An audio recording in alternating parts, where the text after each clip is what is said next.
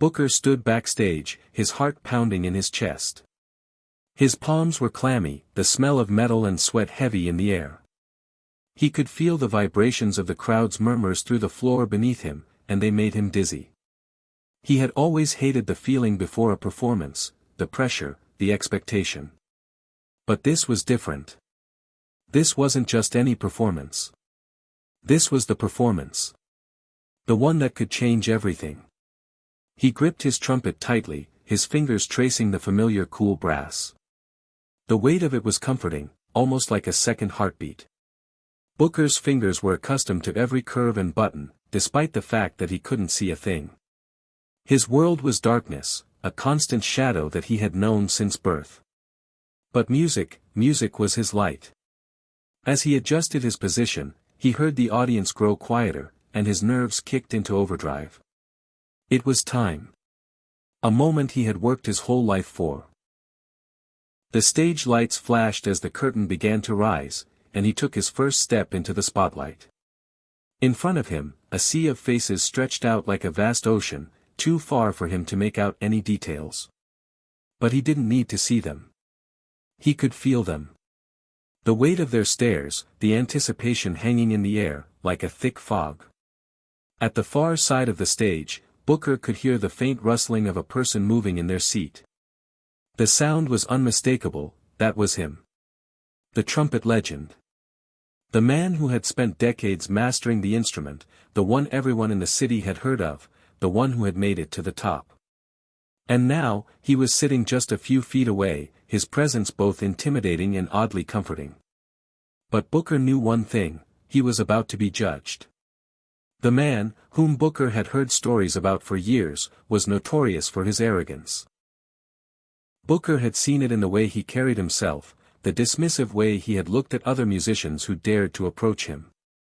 The stories of his contempt for those who weren't as good as him were legendary. And now, Booker would be his next target. "All right, kid," the man had said earlier that afternoon, his voice a low, mocking drawl, "I hope you don't embarrass yourself.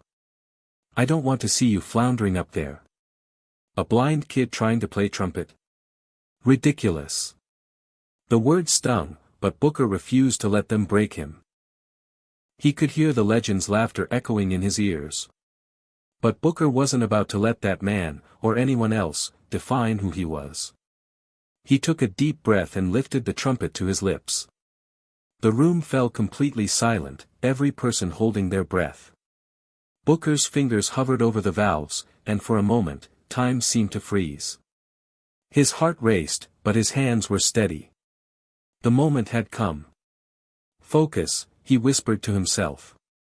He had heard the sound of his trumpet many times, had felt the way it vibrated in his chest as he played, but now, in front of all these people, it had to be perfect. It had to be more than perfect. The notes were in his mind before he even touched the mouthpiece, a melody that he had practiced over and over in his mind and his heart. With one smooth, controlled breath, Booker pressed his lips to the trumpet and played the first note. The sound that filled the air was rich and full, reverberating through the auditorium with a clarity that surprised even Booker. He had always believed in the power of music, but hearing it resonate like this, it felt like magic. His fingers moved effortlessly over the valves, each note cascading into the next, a sweet melody that danced in the air. For a moment, Booker was no longer nervous. There was only the music. The world outside of that faded away. But as the final note of the first phrase lingered in the air, he heard it. The unmistakable sound of a sneer, the trumpet legend's voice, louder than any other. Pathetic. Booker's heart dropped. He knew what was coming. It wasn't just the note that had made him feel like a master, it was the look of disbelief he imagined spreading across the legend's face. Booker had heard the man mock other performers before. He had seen how cruel the legend could be. But this was different. This was Booker. "Is that all you've got, kid?" The legend's voice boomed, his words cutting through the music like a knife. The words were harsh, dismissive. "You think a blind kid can play trumpet? You'll never be able to reach the heights of real musicians. You're wasting your time." Booker didn't flinch. The crowd shifted uncomfortably, but he didn't let the legend's cruel words distract him. He was used to people doubting him. His whole life, people had told him he couldn't do things because of his blindness. He'd heard it all, from schoolmates who thought he'd never succeed, to strangers who pitied him, to his own doubts that tried to take root in his mind. But none of that mattered now. The trumpet in his hands was his weapon. His voice. His passion. He wasn't going to let the legend, or anyone, take that away from him. "Shut up," Booker whispered under his breath, though the words were meant for himself more than anyone else. He pushed past the insult, focusing instead on the next note, the next phrase. The music became a shield against the ridicule. He played harder, faster, pouring his soul into each note, feeling the rhythm pulse through his body. As his lips kissed the mouthpiece again, Booker could feel the energy in the room shifting. The legend's mockery still echoed in his ears, but the music drowned it out. Booker's fingers flew over the valves, and he played with such intensity that the room seemed to hold its breath. The sound was sharp, clear, full of emotion, filling the space with an energy that no one expected. Not even the legend. The performance continued, with Booker pushing himself further, reaching higher, his mind completely consumed by the music. The crowd, which had once been skeptical, now seemed to be entranced. The legend's insults faded into nothing as Booker's trumpet became the only sound that mattered. When the final note rang out, Booker held it, his breath steady, before allowing it to die down into a long, lingering silence. For a moment, no one spoke. It was as if time had frozen, the tension in the air thick and electric.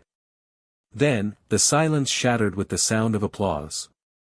It wasn't loud at first, but it quickly grew. Booker's heart raced as the crowd erupted into cheers. The legend, sitting in his seat, was still. He didn't clap. But Booker didn't need him to. The applause was for him. Booker stood there, panting, his hands trembling, but a smile tugging at the corners of his lips. He had done it. He had shown the world, and especially the trumpet legend, that no one could stop him from playing his music. And though the legend didn't say a word, Booker didn't need to hear anything from him. His performance had said everything that needed to be said. As the curtain began to fall, Booker knew one thing for sure: this was just the beginning. Hit subscribe and leave a comment with where you're watching from. This story might just spark a new beginning. What's one thing that always pushes you forward, even when things get tough? Booker had never known what it was like to see the world, not the way other people did. For him, the world was a symphony of sounds, vibrations, and feelings. The clink of silverware against porcelain plates, the rustling of tree leaves in the wind, the hum of car engines as they roared down the street, these were the things that shaped his world. Music, in particular, was his everything. It was the thread that wove together the moments of his life, the one constant in a world that constantly shifted. Born in the heart of a bustling city, Booker's life was a mixture of grit and resilience. His mother, Evelyn, had been his rock, his guide.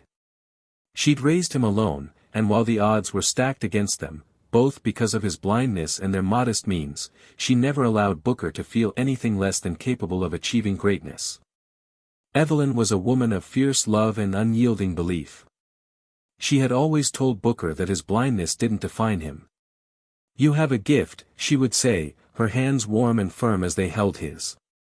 "Your heart and your soul, that's what matters, baby. Not your eyes." Every word from her was a promise that he would never be held back by the things he couldn't control. And Booker held on to those words like a lifeline. When Booker was younger, his mother would play records for him, teaching him to hear the subtle nuances of different instruments. She had always loved music, and that love had been passed down to her son. His earliest memories were of sitting beside her, listening to jazz records late at night. Duke Ellington, Miles Davis, and John Coltrane, their sounds enveloped him, filled the empty spaces of his mind with stories and emotions. He could feel the way the music moved through the air, how it made his body vibrate in tune with its rhythm. But one particular sound stood out more than the rest, the trumpet. There was something magical about the trumpet, something raw and expressive. Its sharp notes could make Booker feel both small and immense at the same time. It was an instrument that seemed to capture the essence of life, its joys, sorrows, and everything in between. "I want to play that," Booker had told his mother one day, a spark of determination in his voice. He was only 6 years old, but that moment changed everything. At first, Evelyn had been hesitant. "But Booker, it's so difficult," she said, worry lining her brow. "It's hard to learn, especially without being able to see." "Are you sure?" But Booker had been certain. "I'm sure, Mom. I can feel it. I can make it sing." And so, Evelyn had done what any loving mother would do, she found a way. She enrolled him in music classes, even though she could barely afford it. She found an instructor, a kind man named Mr. Harris, who had a special understanding of Booker's unique situation. He didn't treat Booker as someone with a disability. He treated him as a musician, as someone who had the potential to master the trumpet, no matter the circumstances. Mr. Harris would often place Booker's hands on the trumpet, guiding his fingers over the valves, teaching him the positions through touch and sound. He played along with Booker, creating a symbiotic relationship between student and teacher. Every note that Booker learned to play felt like a triumph, a breakthrough. Slowly but surely, Booker's skill grew. By the time he was 10, Booker had learned to play songs with more complexity. He could play the notes in perfect harmony with the music in his mind, even if the rest of the world couldn't see the vision. He had developed an ear so sharp that he could replicate any song after hearing it just once. People marveled at his ability to play the trumpet, and though Booker had never seen their faces, he could always tell by the way they reacted to his music. The applause, the astonishment, the admiration. He had no need for sight, he had the music. His journey wasn't without its struggles.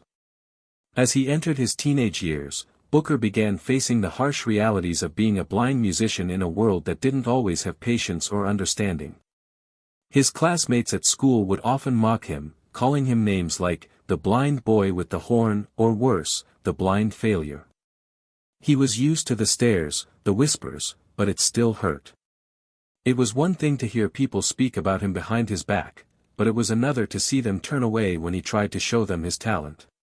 He had a dream, and it wasn't a dream of sympathy or pity. It was a dream of greatness, of being known not for his blindness but for his music. But his mother was always there to remind him of his worth.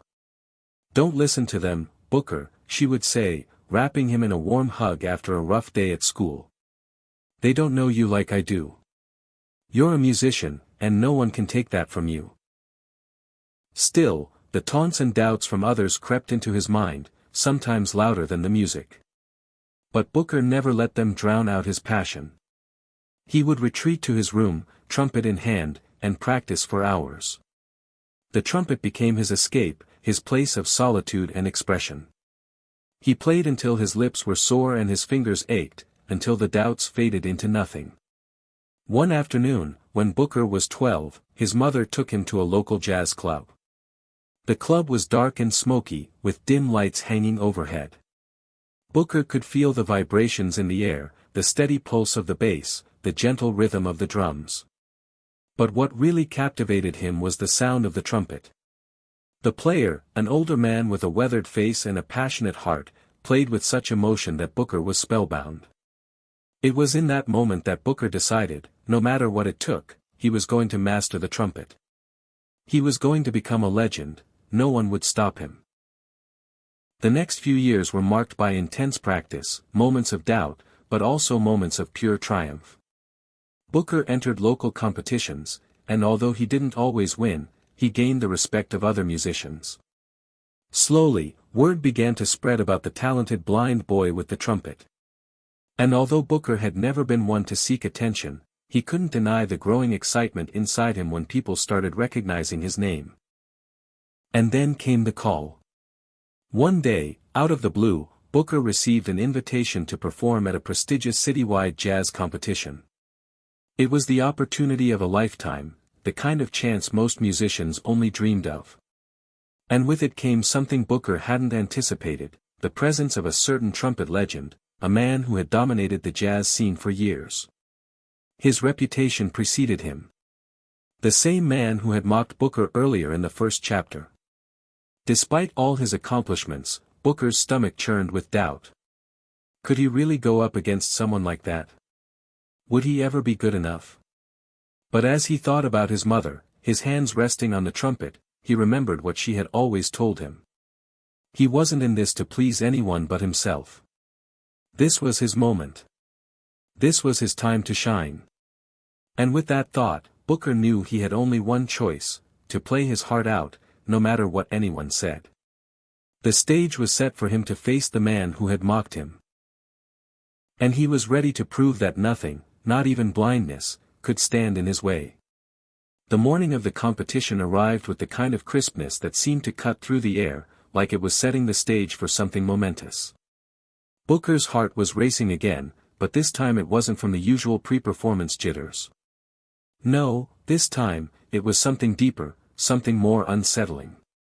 Today wasn't just another performance, it was the moment he had been preparing for his entire life. He sat in his small bedroom, the trumpet resting in his lap like an old friend.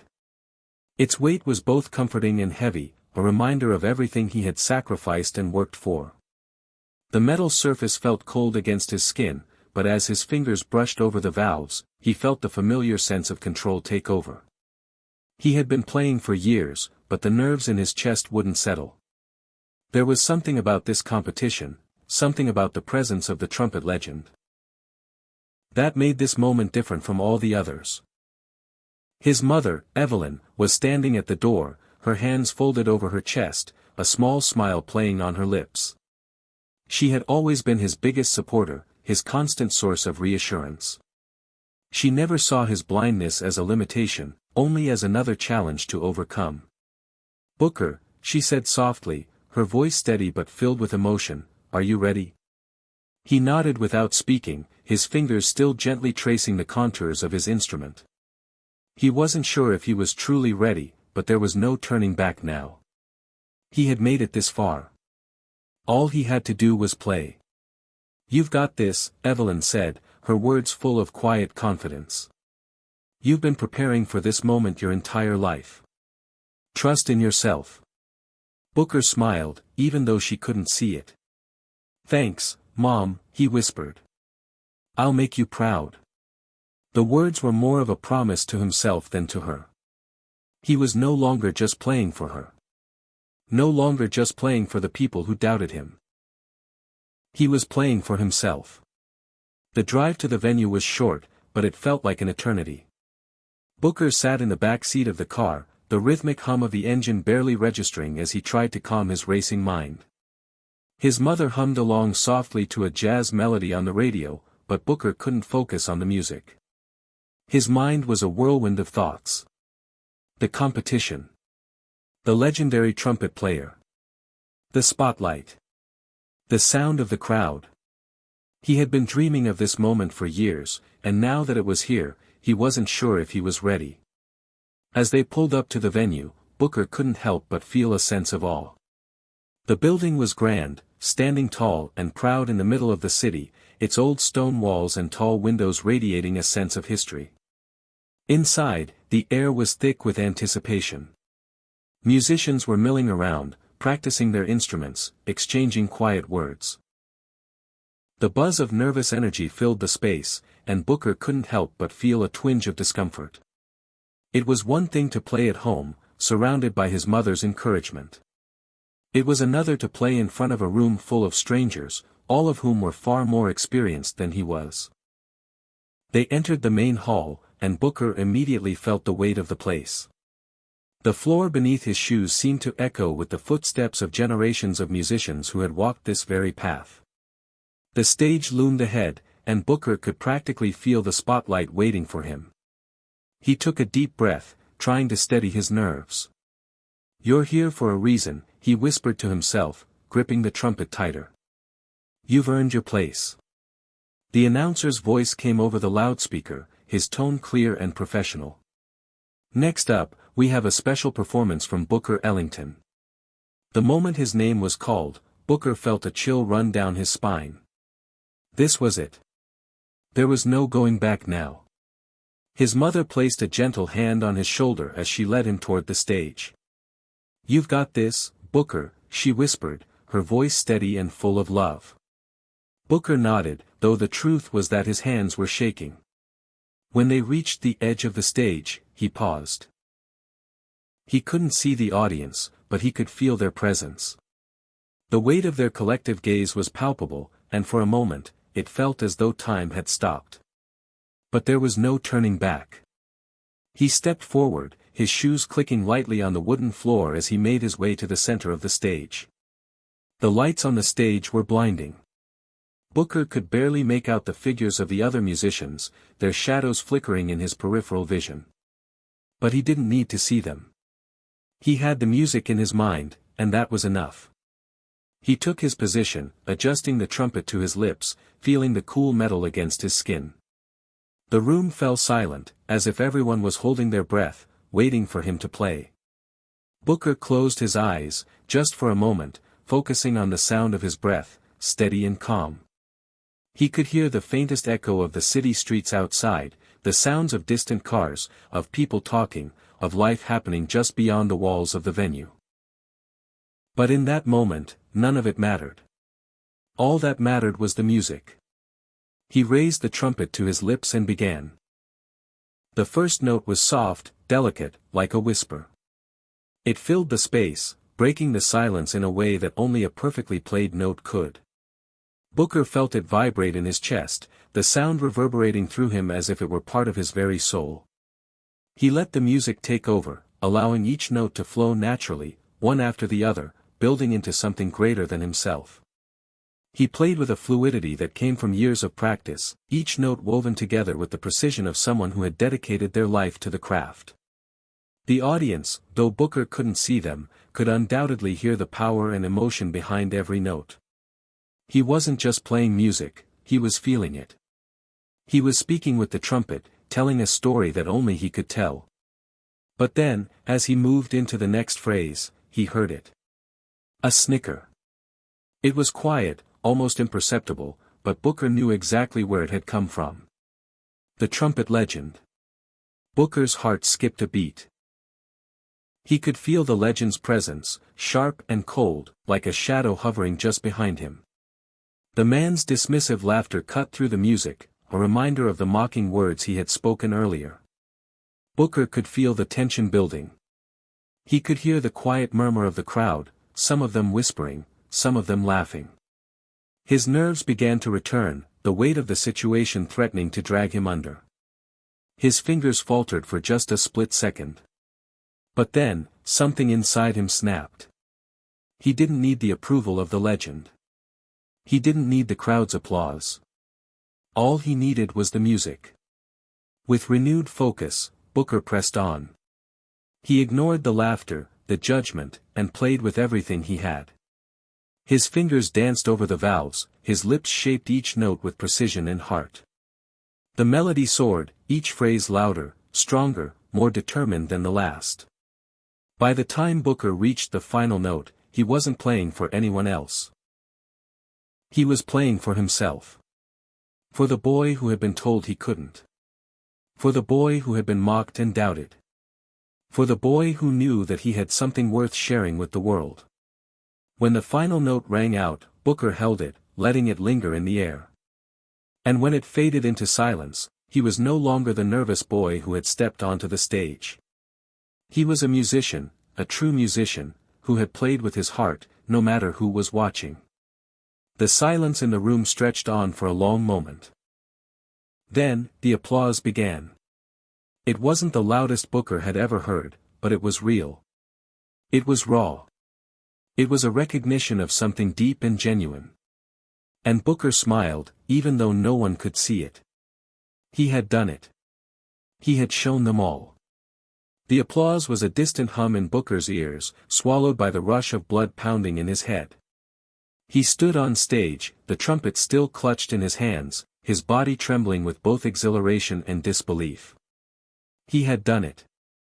He had played his heart out, and the sound had filled the room with a power he hadn't realized he had inside him. The crowd's reaction was genuine, though not overwhelming.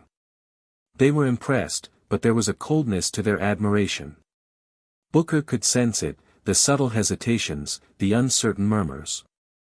He had given them a performance, but it wasn't enough to make them forget the shadow that hung over the stage, the presence of the legendary trumpet player who was watching from the side. The one who had laughed at him earlier.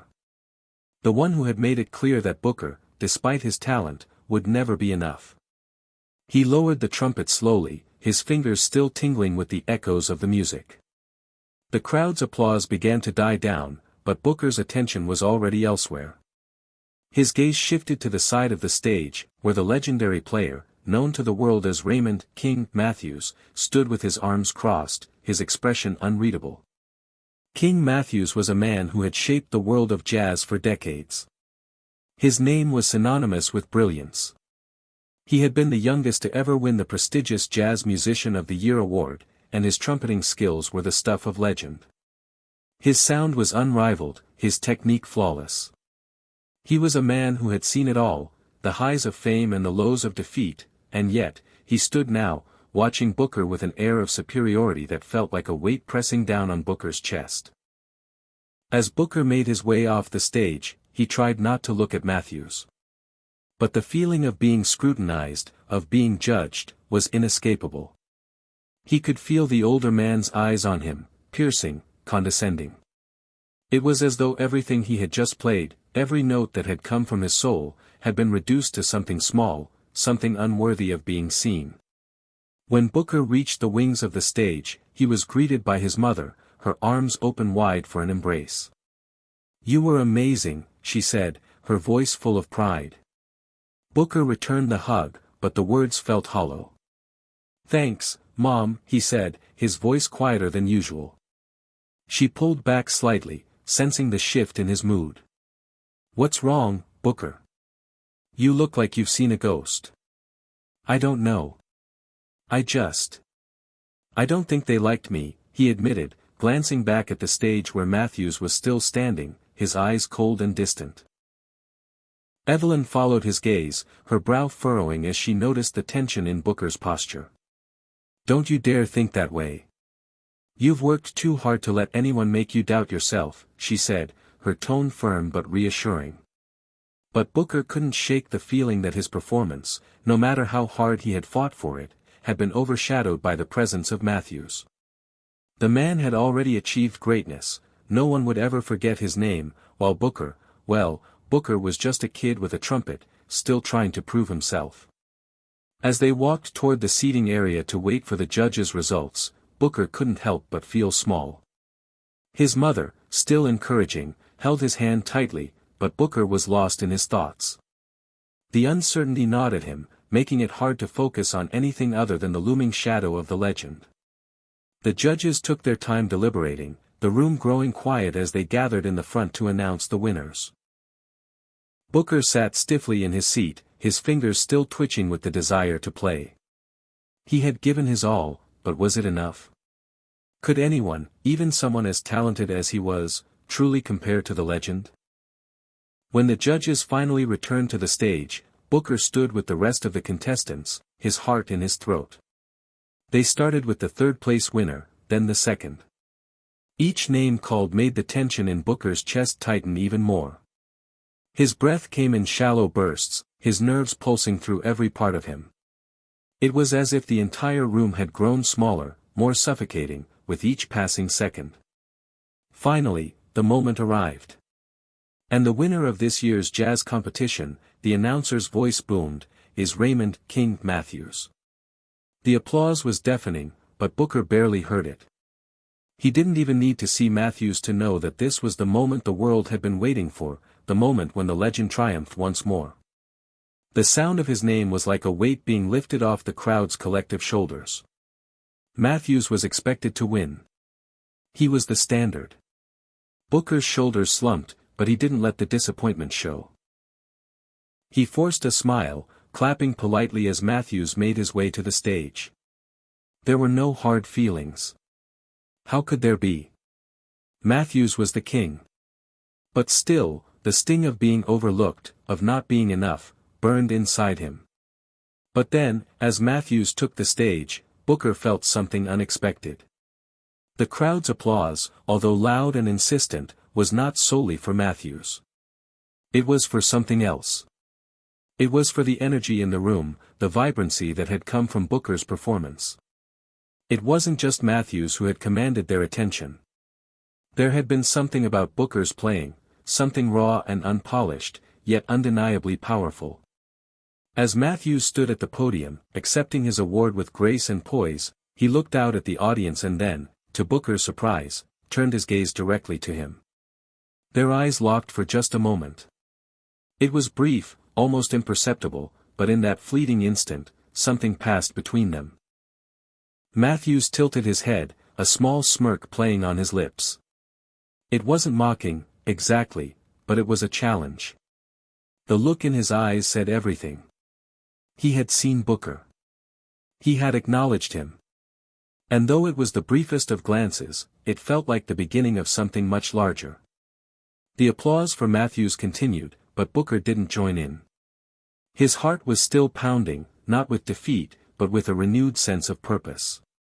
He had done what he had come to do, he had shown them all that he was here, that he was worthy, and that no matter how much they tried to ignore him, his music would not be silenced. The feeling lingered as the event came to an end. Matthews had won, but Booker knew something that no one else seemed to see. The legend might have triumphed today, but Booker was far from finished. He wasn't just going to fade into the background. That brief moment, that challenge in Matthews' eyes, had ignited something inside Booker. It was a fire that wouldn't be extinguished. It was a promise he had made to himself. And when the lights dimmed and the crowd began to file out, Booker Ellington, the blind boy with the trumpet, knew this: his journey had only just begun. The legend may have mocked him for being blind, but in the end, it was the boy who would teach them all the true meaning of music. Days passed since the competition, and the memory of the event continued to simmer in Booker's mind. The feeling of triumph, the shadow of the legend, the sting of not winning, it all mixed together in a blur of emotions.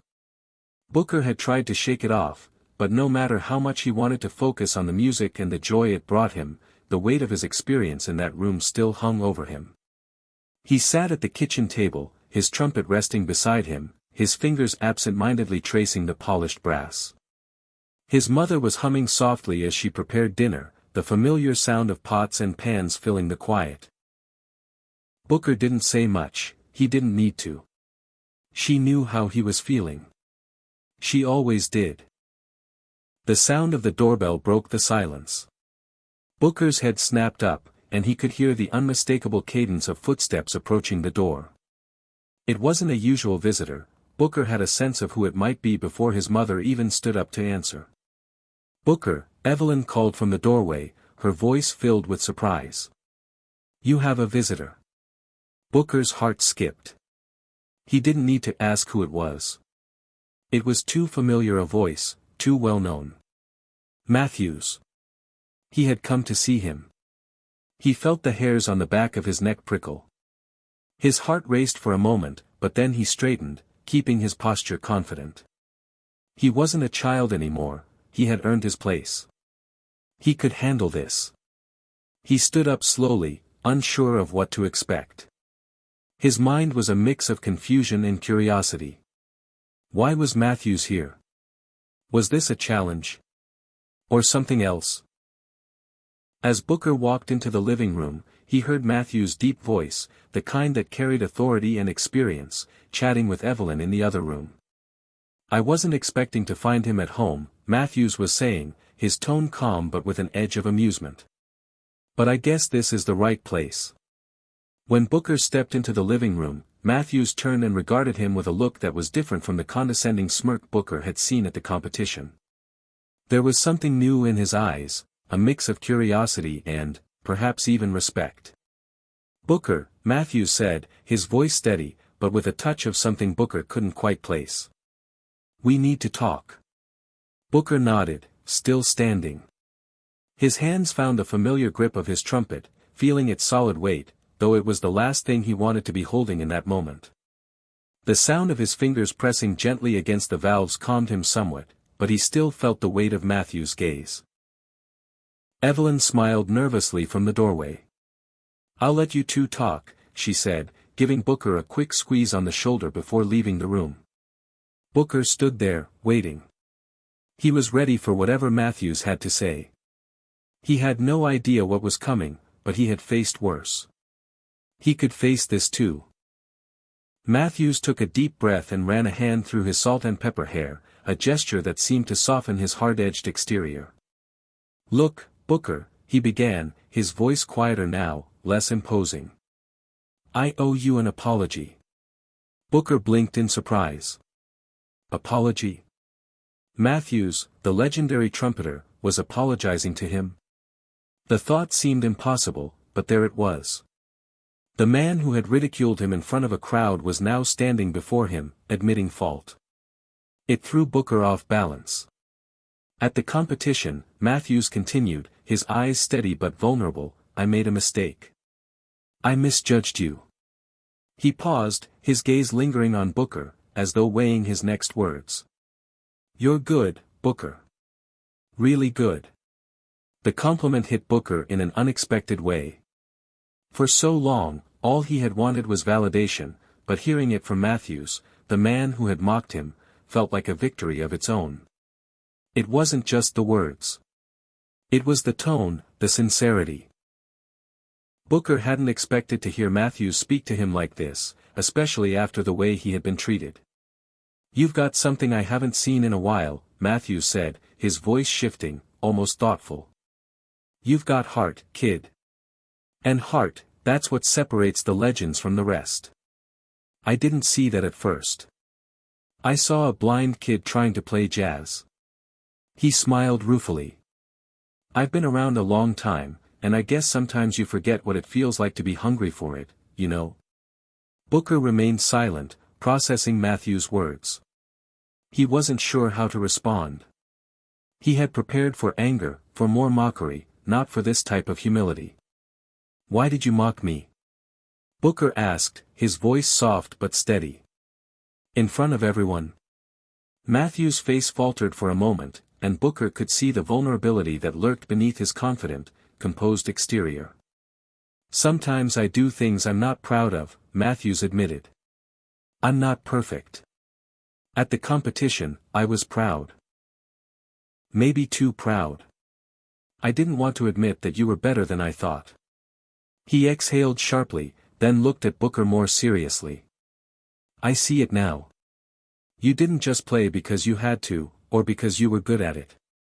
You played because you loved it. And that's something I lost for a long time. That's something you're never supposed to lose." Booker could feel his chest tighten at the sincerity in Matthews' voice. This wasn't the man who had dismissed him. This wasn't the man who had laughed at him. This was someone who understood the pain of a musician's journey, the sacrifices, the struggles. Booker hadn't expected this, he hadn't expected a glimpse into Matthews' soul. "I've been living in the shadow of my own success for too long," Matthews said, his tone growing more reflective. "And I didn't want you to outshine me. But the truth is, you will. You've got something that can't be taught, something that doesn't come with accolades or awards. And it scares me, Booker." Booker could hardly believe what he was hearing. "You're scared?" he asked, his voice a mix of disbelief and wonder. Matthews nodded, slowly. "Yeah. I'm scared that I've peaked. That I'm not as good as I used to be. But you, Booker, you have the potential to be greater than me. That scares me. And maybe it should." Booker stood in silence for a moment, taking in everything Matthews had said. It was almost too much to process. The person he had thought of as a rival, as a villain in his story, was now standing before him, offering something that was far more valuable than praise, an acknowledgement of his worth. Finally, after a long silence, Booker spoke. "I don't know if I'll ever be better than you, Mr. Matthews. I just want to play. To be heard. To share my music. But I won't give up. I won't let you, or anyone else, stop me from doing that. Matthews smiled, a small, knowing smile that showed a side of him Booker had never seen before. I don't think you'll need to worry about that, Booker, he said. You're going to do great things. I see it now. In that moment, Booker realized that this wasn't just a meeting of two musicians. This was a passing of the torch. Matthews had shown him what it meant to be both a legend and a human being, flaws and all. And now, Booker knew that the path ahead of him would be his to take, free from the shadows of anyone else. Thanks, Booker said softly, a hint of gratitude in his voice. For believing in me. Matthews stood up from the chair, his expression softening even further. I've always believed in you, Booker, he said. I just didn't know it yet. And with that, the legend walked out of Booker's life, leaving behind a world of possibility and a challenge that Booker was ready to face head-on. The road ahead wasn't going to be easy, but Booker knew that with heart and music, he could overcome anything. It was time to show the world who he really was. The day after Matthews left, Booker couldn't shake the feeling that everything had changed. It wasn't just the words Matthews had spoken to him, though they echoed in his mind with every passing hour. It wasn't even the newfound respect that Matthews had given him. It was something deeper, more profound, a sense of purpose that had suddenly filled the empty spaces where doubt used to dwell. Booker hadn't expected a visit from someone like Matthews. He hadn't expected to be challenged, confronted, or acknowledged in such an honest, humbling way. But the truth was that Matthews had offered him something far more valuable than a simple apology. He had given Booker a vision of the future. And now, Booker knew he had to take that vision and make it his own. The days that followed were filled with a new energy. Booker's trumpet, which had always been a companion, now felt like a tool of transformation. He picked it up more often, playing for hours after school, working through pieces he'd learned and experimenting with his own melodies. The music was more than just notes, it was his voice, a voice he had finally begun to understand. Evelyn, seeing the change in her son, smiled quietly as she watched him practice in the living room. She had always known that Booker had something special, but she had never imagined how far he could go. Watching him now, as he played with such intensity and focus, made her believe that the world was waiting for him to shine. One evening, after Booker had finished a particularly long practice session, Evelyn sat down beside him. She hadn't said much during the past few days, sensing that Booker needed his space, but now, she felt the urge to speak. Booker, she began softly, I see a fire in you. I haven't seen you like this before. Booker looked up, his face flushed from the intensity of his playing. I feel different, Mom. It's like everything I've been through is leading up to this moment. She nodded, her eyes filled with quiet pride. You've always had it in you, Booker. But now you're starting to believe in yourself, and that's the hardest part. Booker smiled, but his mind was already elsewhere. He had made a decision, a bold one, but it felt right. Matthews had challenged him, yes, but in doing so, he had also opened a door that Booker was determined to walk through. I'm going to take it to the next level, Mom, Booker said, his voice steady with resolve. I'm going to go to New York. I want to learn from the best, and I need to do it now. Evelyn blinked, surprised. New York, she echoed, her heart skipping. Booker, that's a big leap. You're just a kid. I know, Booker admitted. But I can't wait anymore. I need to be in a place where the music is alive, where the best are, and I need to be better. Evelyn took a deep breath. She knew Booker's determination. She knew how stubborn he could be when he set his mind on something. And in that moment, she realized that there was no stopping him. He had made his choice, and as much as it scared her, she couldn't stand in his way. If this is what you want, she said quietly, then I'll support you. But you need to understand what it will take. New York isn't a place for the faint-hearted. Booker nodded. I understand, Mom. But I'm ready. It was decided.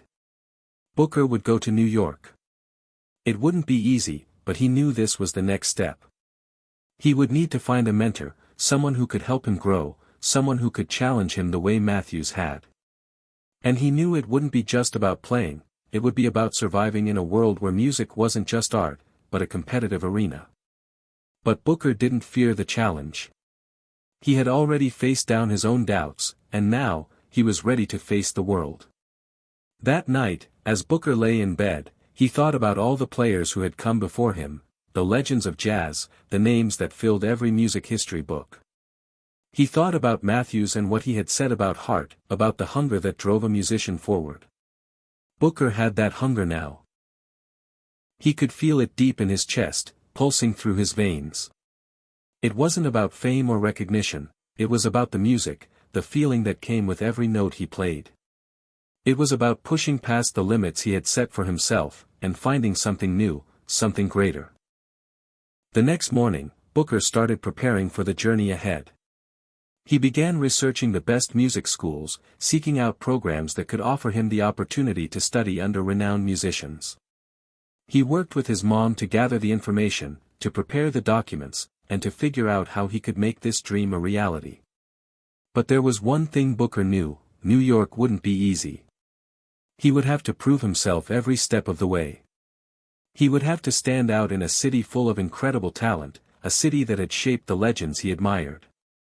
But Booker wasn't afraid anymore. He wasn't afraid to be the kid from nowhere, the one who had played in the shadows, only to emerge with something no one could ignore. A few weeks later, Booker stood in front of the mirror, holding his trumpet in his hands, his reflection staring back at him. He wasn't a boy anymore. He was a young man, ready to take on the world. Evelyn came up behind him, her hand on his shoulder. "You sure about this?" she asked, her voice full of love and concern. "I'm sure, Mom," Booker said, his eyes steady, his voice stronger than ever before. "It's my time." And with that, Booker Ellington took his first step toward the next chapter of his life. The road ahead was uncertain, filled with obstacles and challenges, but Booker had something that would carry him through: his heart, his passion, and the music that had been with him since the very beginning. New York was calling. And Booker was ready to answer. The flight to New York was everything Booker had imagined it to be and more. From the moment he stepped off the plane, the city's energy seemed to vibrate through him. The air smelled different, heavier, more alive, a mix of street vendors, coffee, and the faint scent of city exhaust. The towering buildings loomed over him like giants, and the noise, the rush of people, the honking of taxis, it all felt like the pulse of something far bigger than anything he had ever known. Evelyn had come with him, of course. She was as nervous as he was, but she held it together, her eyes scanning the crowds with a cautious, protective look. She had never been to New York herself, but she had heard the stories. She knew the city could either make you or break you. And for her son, she was determined that it would make him. "Stay close, Booker," she said, her voice almost lost in the noise of the city. "And remember, don't let anyone push you around. You're stronger than you think." Booker nodded, taking in the city, his eyes wide. It was intimidating, to say the least, but Booker wasn't just here to be intimidated. He was here to conquer, to claim a space for himself among the greats. The first few days were a blur. Booker and his mother found a modest apartment on the outskirts of Manhattan, far from the chaos of Times Square but close enough to make the city feel accessible. They unpacked, set up the basics, and adjusted to the rhythm of the city. It was a far cry from the quiet neighborhoods Booker had grown up in, but it was also the world he had longed to be part of. Booker spent his mornings in the local jazz clubs, watching performances, listening intently to the musicians who poured their hearts into every note. Some were veterans of the scene, their hair silver and faces lined with years of experience. Others were young, eager, with eyes full of dreams just like his own. Booker made sure to sit at the back of the room, where he wouldn't be seen, just another face among the crowd. But with every performance, he absorbed everything: the sound of the trumpet, the swing of the bass, the intensity of the piano. Each night, He would practice in their tiny apartment, the music flowing through the walls. His mother would often sit in the living room, listening, letting the sounds fill the space. Sometimes, she would tap her foot along to the rhythm, other times she would quietly wipe away a tear, watching her son grow before her eyes. But it wasn't all music and excitement. The reality of being in New York, the pressure, the competition, began to sink in. Booker wasn't just another young musician, he was a blind teenager in a city full of sighted prodigies who had already established themselves. He would have to fight for every opportunity, prove himself again and again, and show everyone that he was more than his disability. One morning, after a week of settling in, Booker and Evelyn made their way to the prestigious Manhattan Conservatory of Music. Booker had sent in his application for an audition, but he wasn't sure what to expect. He had heard that only the best of the best were accepted, and even legends like Matthews had to fight tooth and nail to make it. But Booker wasn't about to back down. He had come this far, and he wasn't about to let anything stand in his way. The conservatory was housed in an elegant, older building with polished floors and grand arches. As they entered, Booker could already feel the weight of history pressing down on him. This was where the giants played, where the future of jazz was shaped. The walls seemed to hum with the echoes of countless rehearsals and performances. Booker could feel his heart beat faster as they approached the main office, where he was instructed to wait for his audition. The receptionist, a polite woman in her 30s, smiled at them kindly, but Booker could sense that she didn't see him as more than just another applicant. Just another dreamer who might never make it. "Good luck," she said, handing him a pamphlet with information about the school. Booker nodded, though his mind was already elsewhere. His nerves were starting to get the best of him, and he clenched his fists to steady himself. "Booker, breathe," Evelyn whispered, putting a hand on his shoulder. "You've got this. You've been preparing for this moment your whole life." Booker nodded again, the words grounding him. He had to trust in the years of practice, in the sacrifices, in the belief that music was his calling. He wasn't just here for an audition. He was here to show them who Booker Ellington was, not as a blind kid, not as a challenger, but as a force in the music world. The minutes seemed to stretch out. Booker sat quietly, listening to the sounds of other musicians warming up in the adjoining rooms. He could hear the deep, soulful notes of a saxophone, the staccato beat of a drummer's sticks on a snare, the deep hum of a bass guitar. Each sound was a reminder that he wasn't alone in this pursuit, that the competition would be fierce. Eventually, a tall man in a black suit and glasses stepped into the waiting area. He was older, with a sharp, critical expression that made Booker's stomach flip. The man glanced at the paper in his hand, then up at Booker. "Mr. Ellington?" he asked, his voice clipped. "Yes," Booker replied, standing up. His heart raced, but he forced himself to stand tall, confident. "That's me." "Follow me, please," the man said, turning without waiting for a response. Booker followed him down a narrow hallway, his mind racing. He could feel the eyes of the other musicians in the hallway on him, but he ignored them. They weren't his competition. The man led him into a large room filled with instruments and sheet music. The light was soft, and the acoustics were perfect. "Take a seat at the piano," the man said, gesturing to a grand piano that sat in the corner of the room. "We'll start with a simple warm-up. You're playing trumpet, correct?" "Yes," Booker replied, taking a seat. His fingers twitched in anticipation, but he kept his hands steady. "Good. Let's see what you've got." Booker inhaled deeply, setting the trumpet to his lips. The cool brass against his skin grounded him. He let the music fill his mind, pushing away the pressure, the doubts. It wasn't about impressing the man in front of him. It was about the music. It was about proving to himself that he belonged here, that he was ready for this. He played the first few notes softly, allowing them to float into the space, then gradually building to a powerful, commanding sound. The music poured out of him, each note flowing naturally, effortlessly. It was more than just technique, it was passion. It was heart. It was Booker. When he finished, the man was silent for a moment, his eyes studying Booker with a critical gaze. Finally, he nodded, his expression unreadable. "You play with heart," the man said, his voice softening slightly. "But I need to see more. Show me your range. Let me hear everything you can do." Booker nodded, focusing again. He played harder, faster, with more intensity than before, pushing himself to the limit. He wasn't just playing the trumpet anymore. He was playing his life, his dreams, every single moment that had led him to this room. When the final note lingered in the air, the room seemed to hold its breath. For a moment, Booker wasn't sure what the man was thinking. But then, finally, the man smiled, just a little. "Not bad," he said. "Not bad at all." Booker couldn't help but smile in return. It wasn't the grand, sweeping approval he'd dreamed of, but it was a start. And for Booker Ellington, that was all he needed.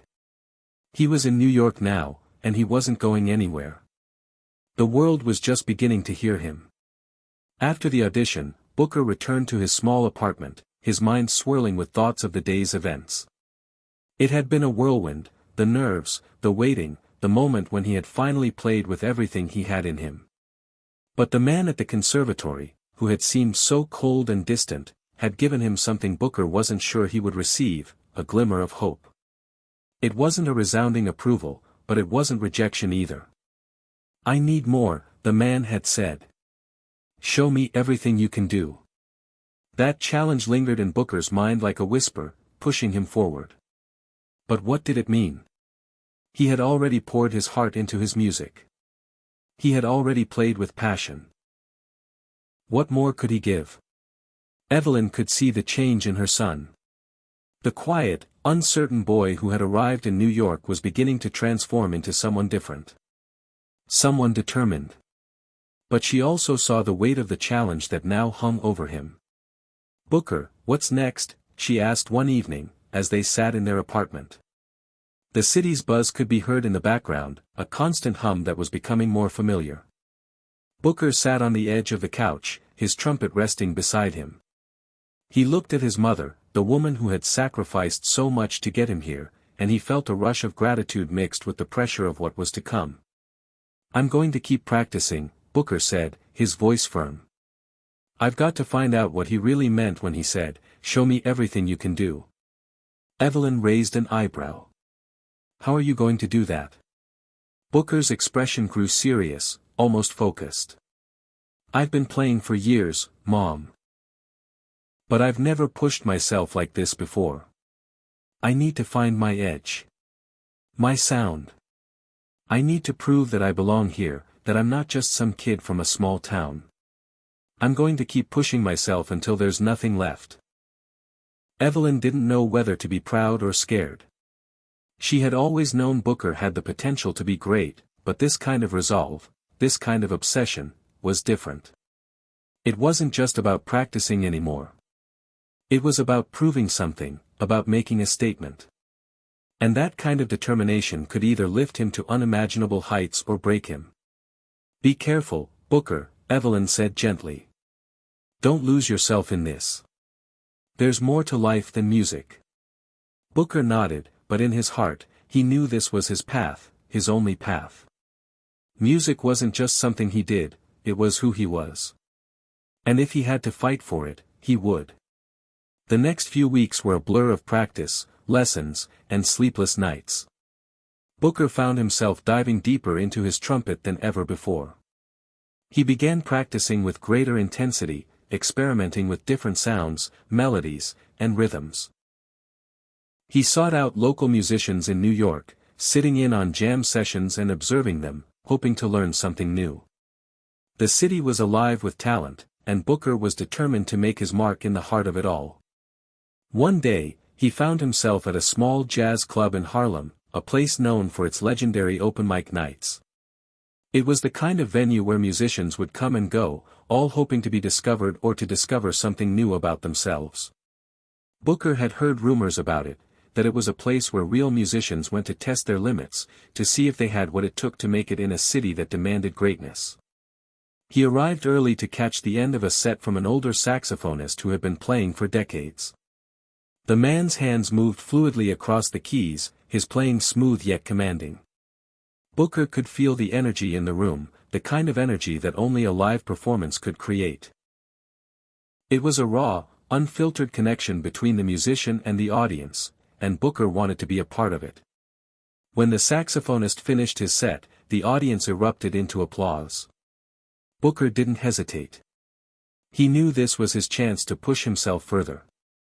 He walked up to the stage, the lights blinding him for a moment as he reached the microphone.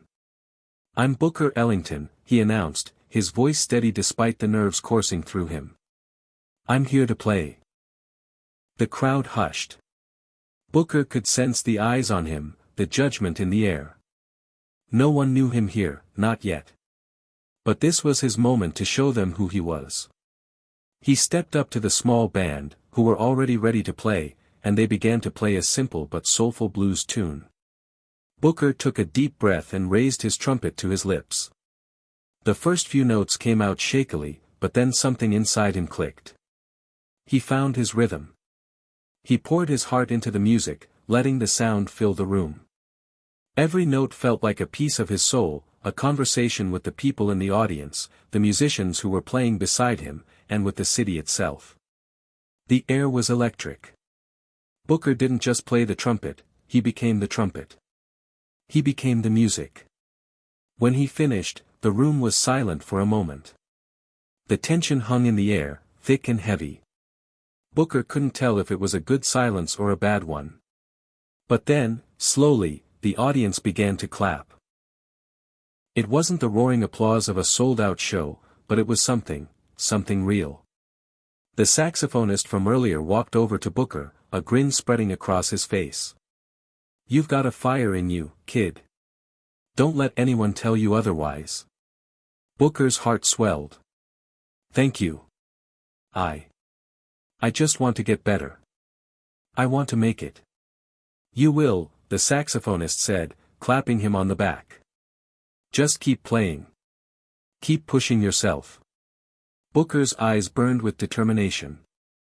The challenge was set.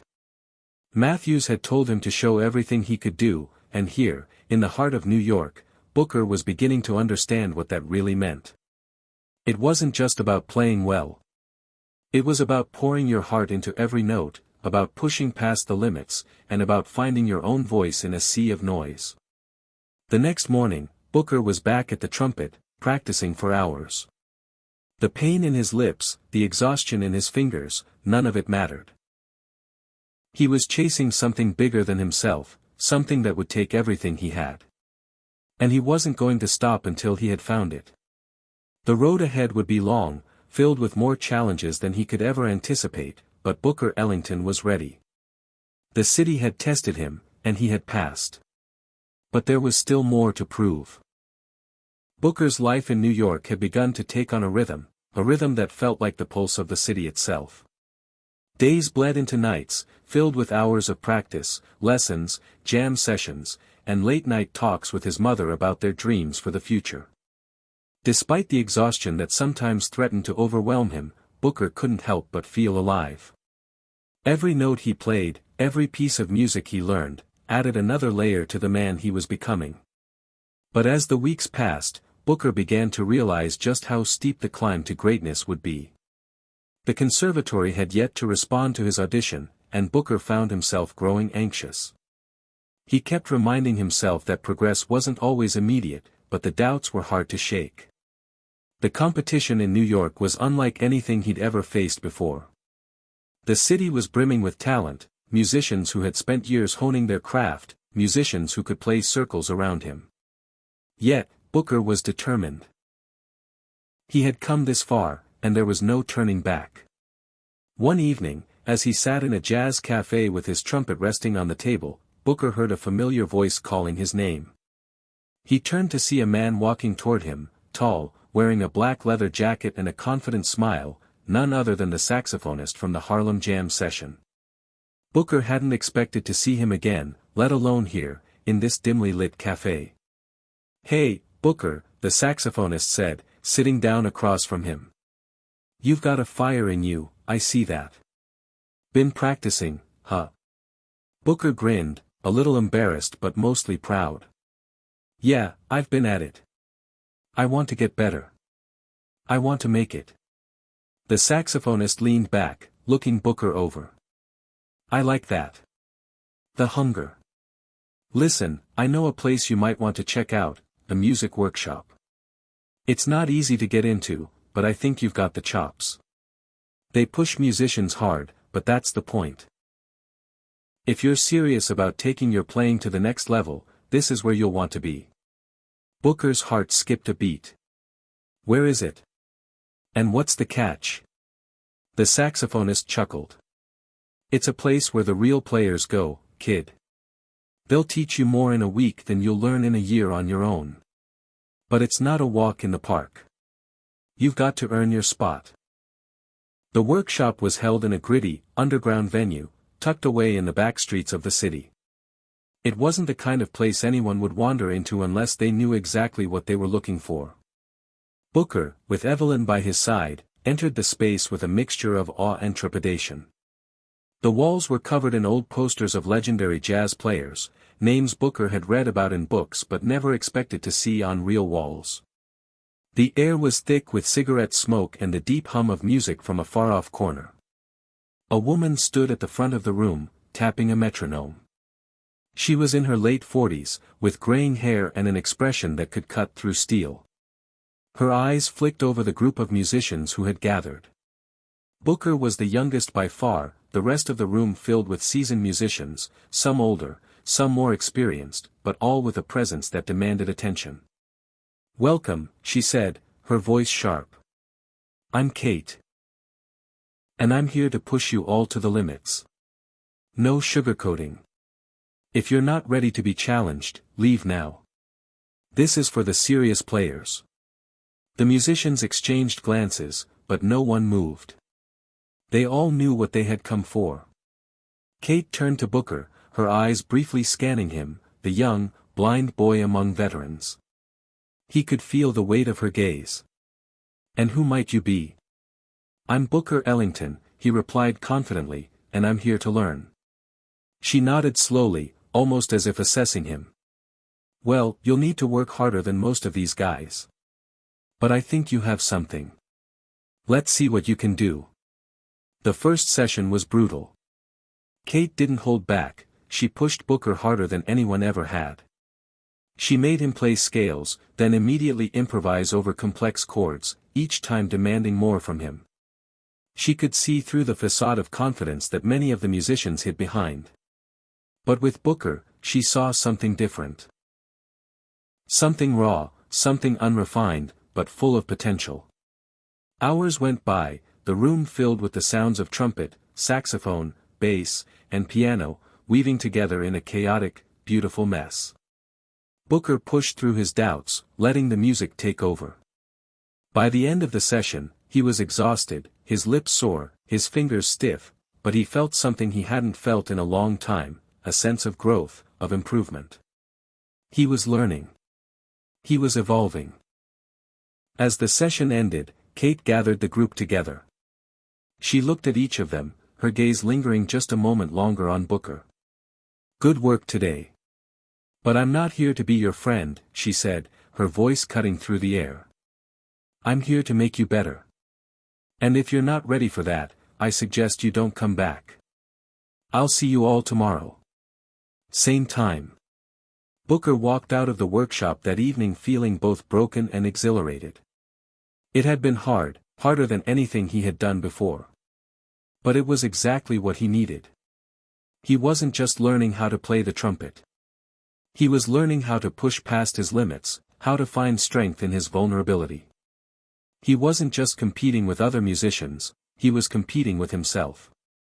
The next few weeks passed in a blur of grueling sessions.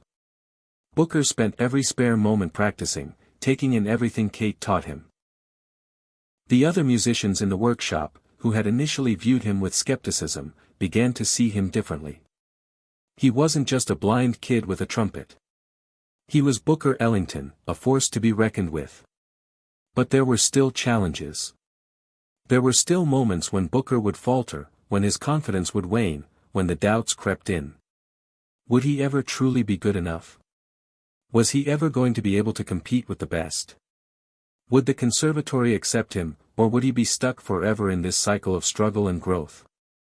It was hard to shake those questions, but he kept pushing forward. He had to. Because deep down, Booker knew that this was his destiny. He was going to make it. And no matter how many times he stumbled, he would always rise again. One evening, as Booker left the workshop, Evelyn met him at the door.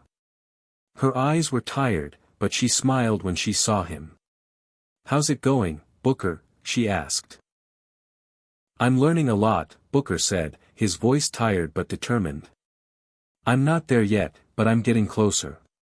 Evelyn hugged him tightly, the weight of her arms giving him a sense of comfort, of reassurance.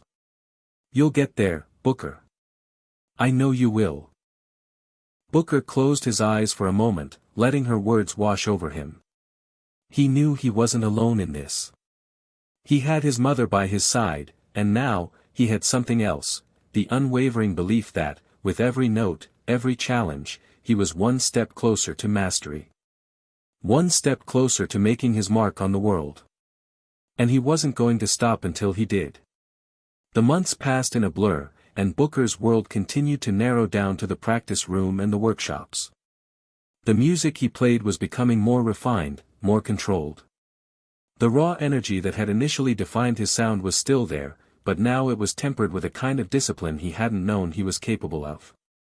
He was learning the nuances of phrasing, the delicate balance between melody and rhythm, the subtlety of breathing life into every note. The workshop, under Kate's unrelenting gaze, had become both a sanctuary and a battleground. Booker had begun to find his rhythm there, working alongside some of the best musicians he had ever encountered. Yet, even in this haven of talent and growth, doubts lingered. He had pushed himself to new heights, but there were moments, in the quiet of the night, when the city was still, or when he was alone in the practice room, when he wondered if he was truly good enough. Despite his progress, Booker still hadn't received word from the conservatory. Weeks had passed since his audition, and he felt the silence like a weight pressing on his chest. Every time his phone rang, every time there was an email in his inbox, he would hurry to check, only to be met with disappointment. One day, after an intense practice session, Booker stepped outside to clear his mind. The weather was turning colder, the sharp bite of autumn in the air, but it was the kind of weather that had always made him feel alive, a reminder of the city's heartbeat. He had just started walking down the familiar streets of Harlem when he saw a flyer posted on a lamppost. New York Conservatory of Music, open auditions for all instruments. Limited spots available. Apply now. His heart skipped. For a moment, it felt like time itself had frozen. The conservatory had always seemed like an unattainable dream, a place for the best, the most talented, the most extraordinary musicians. He had been waiting for them to call him, but now, he realized, he could take control. He could put himself back in the game. His fingers trembled as he pulled out his phone. He had to send in a new audition tape. Something better, something that showcased not just his skills, but his soul. The challenges he had faced in the workshop, the long hours, the frustration, all of it had built up to this moment. Booker wasn't just going to play for them, he was going to show them everything. A week later, Booker sat nervously in the waiting room of the conservatory. His fingers drummed on his knee, his breath shallow. His trumpet case sat beside him like a heavy weight. He had prepared himself for this.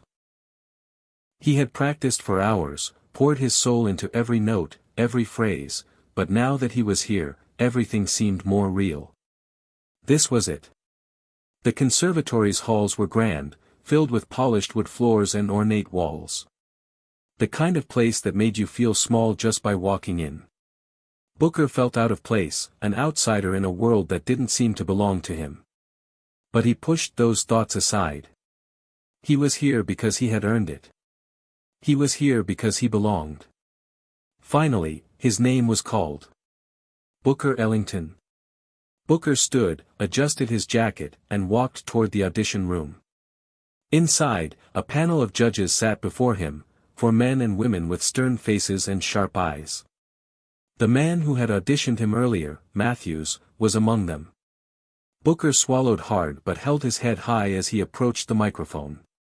"Whenever you're ready," Matthews said, his tone neutral. Booker nodded and opened his trumpet case. He held the instrument in his hands for a moment, letting the cool metal settle against his fingers. He closed his eyes and took a deep breath. The room fell silent. He began to play. The first notes came out strong, steady, a new piece he had worked on for this audition, something that blended classical jazz and modern influences. His fingers danced along the valves, the sound filling the room, filling his heart. It was more than music, it was a story. His story. As the music flowed, Booker's nerves began to melt away. There were no judges in the room anymore. There was only the music. He could feel the groove of the piece, the ebb and flow of tension and release. He was lost in it, absorbed by the sound of the trumpet, the pulse of the rhythm. It was the most alive he had felt in weeks. The room was silent when he finished. The judges exchanged glances, their faces unreadable. Booker's breath was heavy, his body aching from the intensity of the performance. He stood still, waiting for their response. Matthews stood first, breaking the silence. That was different. Unique, even. Not what we were expecting. You've got a raw energy, Booker. Something you can build on. Booker felt his heart race, the weight of their words sinking in. He wasn't sure whether it was praise or criticism, but it was something. It was a step forward. A woman on the panel, who had been quietly observing, spoke up next. "You've got the technique. The passion. But we need to see more. We need to see that you can adapt, that you can be versatile, that you can evolve." Booker nodded, understanding. He had a lot to learn. But he was willing. He had already come so far. He wasn't about to stop now. Matthews spoke again. "We'll contact you soon, Booker." "Thank you." Booker didn't wait for more. He nodded and walked out of the room, his heart pounding in his chest. It wasn't a yes. It wasn't a no. But it was an invitation to prove himself further. And that was enough. For now. That evening, Booker returned home to his apartment, exhausted but determined. Evelyn was there, waiting for him, her concerned eyes scanning his face for any sign of what had transpired. She didn't need to ask, she could tell by the way he walked in, the way he held himself. "How did it go?" she asked softly. Booker smiled, a tired but hopeful smile. "It went well. They said they'd contact me soon.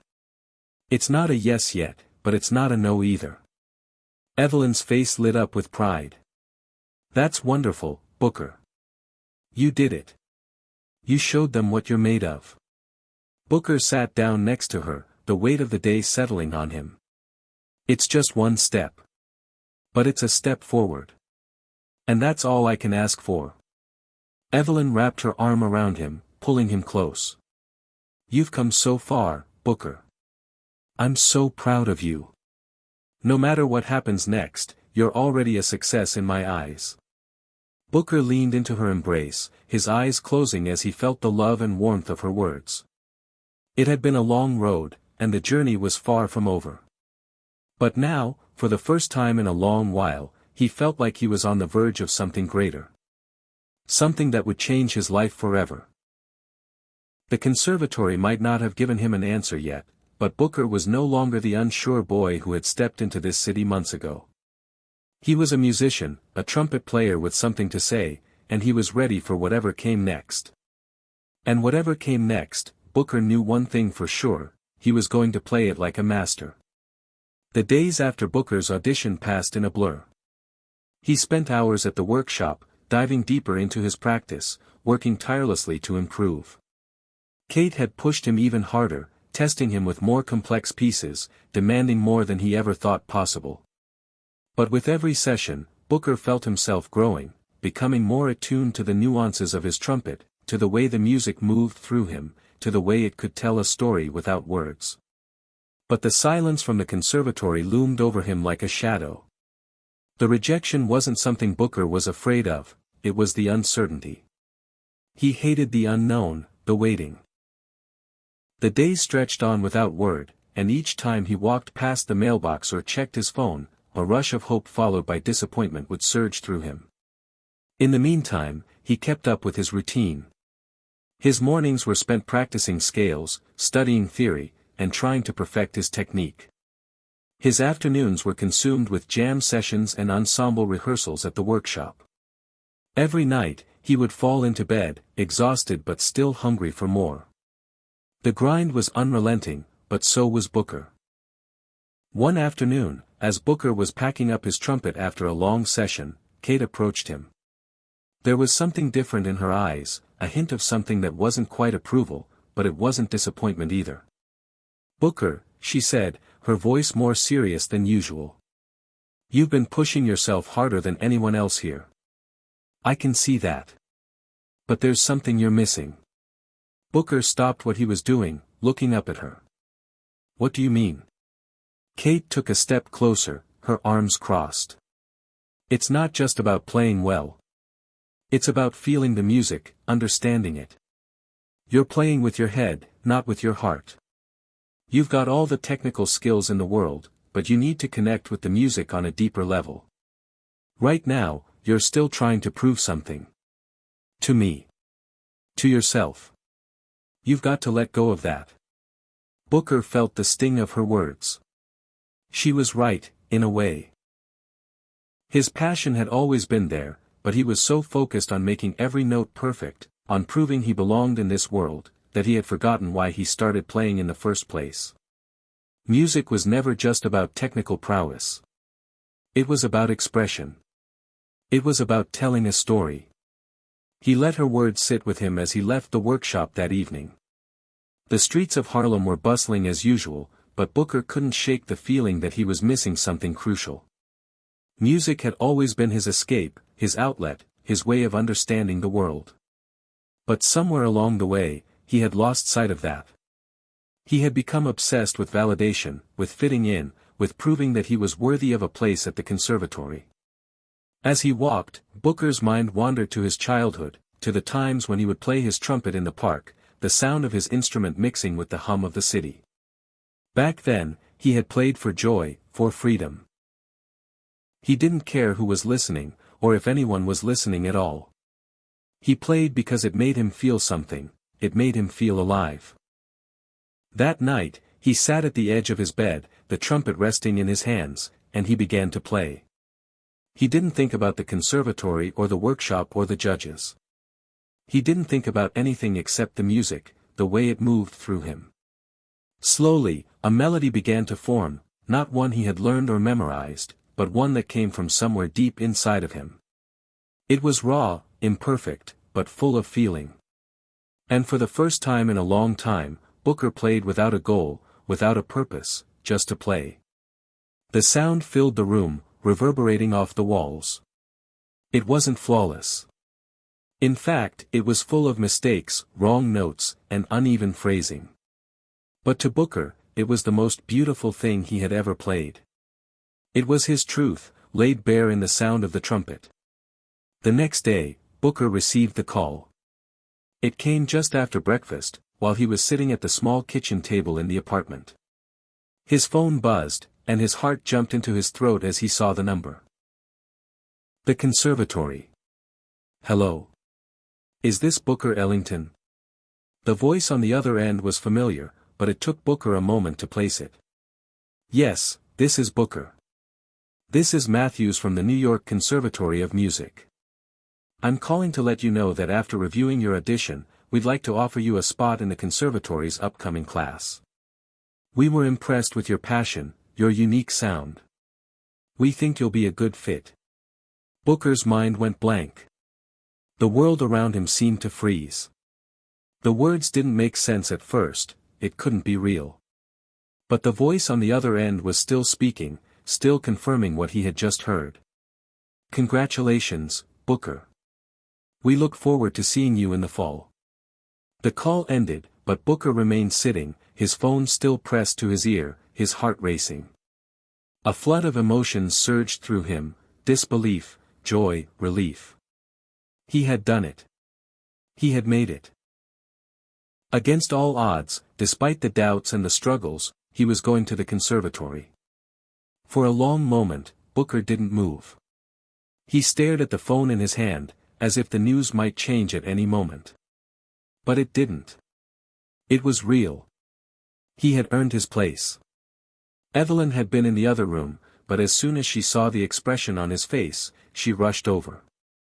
Her eyes widened when she saw the phone in his hand. "Booker. What happened?" she asked, her voice a mix of hope and worry. I got in," Booker said, his voice shaking slightly. "I'm going to the conservatory." Evelyn's face lit up, and without thinking, she pulled him into a tight embrace. "I knew you would. I knew it, Booker. You've worked so hard for this." Booker held her tight, feeling the weight of the moment settle in. He had come so far. It felt like a lifetime ago when he had first arrived in the city, uncertain, lost in the noise of New York. And now, he was going to the conservatory, the place where the best musicians in the world went to grow, to learn, to shine. But even as the joy of the moment washed over him, a part of Booker couldn't help but wonder what came next. He had earned this opportunity, but it was only the beginning. The conservatory would be harder than anything he had faced before. There would be more competition, more pressure, and more expectations. But for now, Booker allowed himself to feel the weight of his accomplishment. He had proven something, not just to the conservatory, not just to Kate or the other musicians, but to himself. He belonged. He was worthy of this dream. And this was just the beginning. As Booker stood by the window, looking out at the busy streets of Harlem, he knew that this was only the first step of a much larger journey. He had made it, yes, but the road ahead would be just as challenging. And he was ready for it. Hit subscribe and leave a comment with where you're watching from. This story might just spark a new beginning.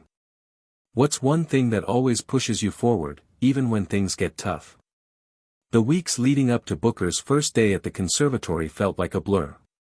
Days blended into one another as Booker tried to prepare for the next chapter of his life.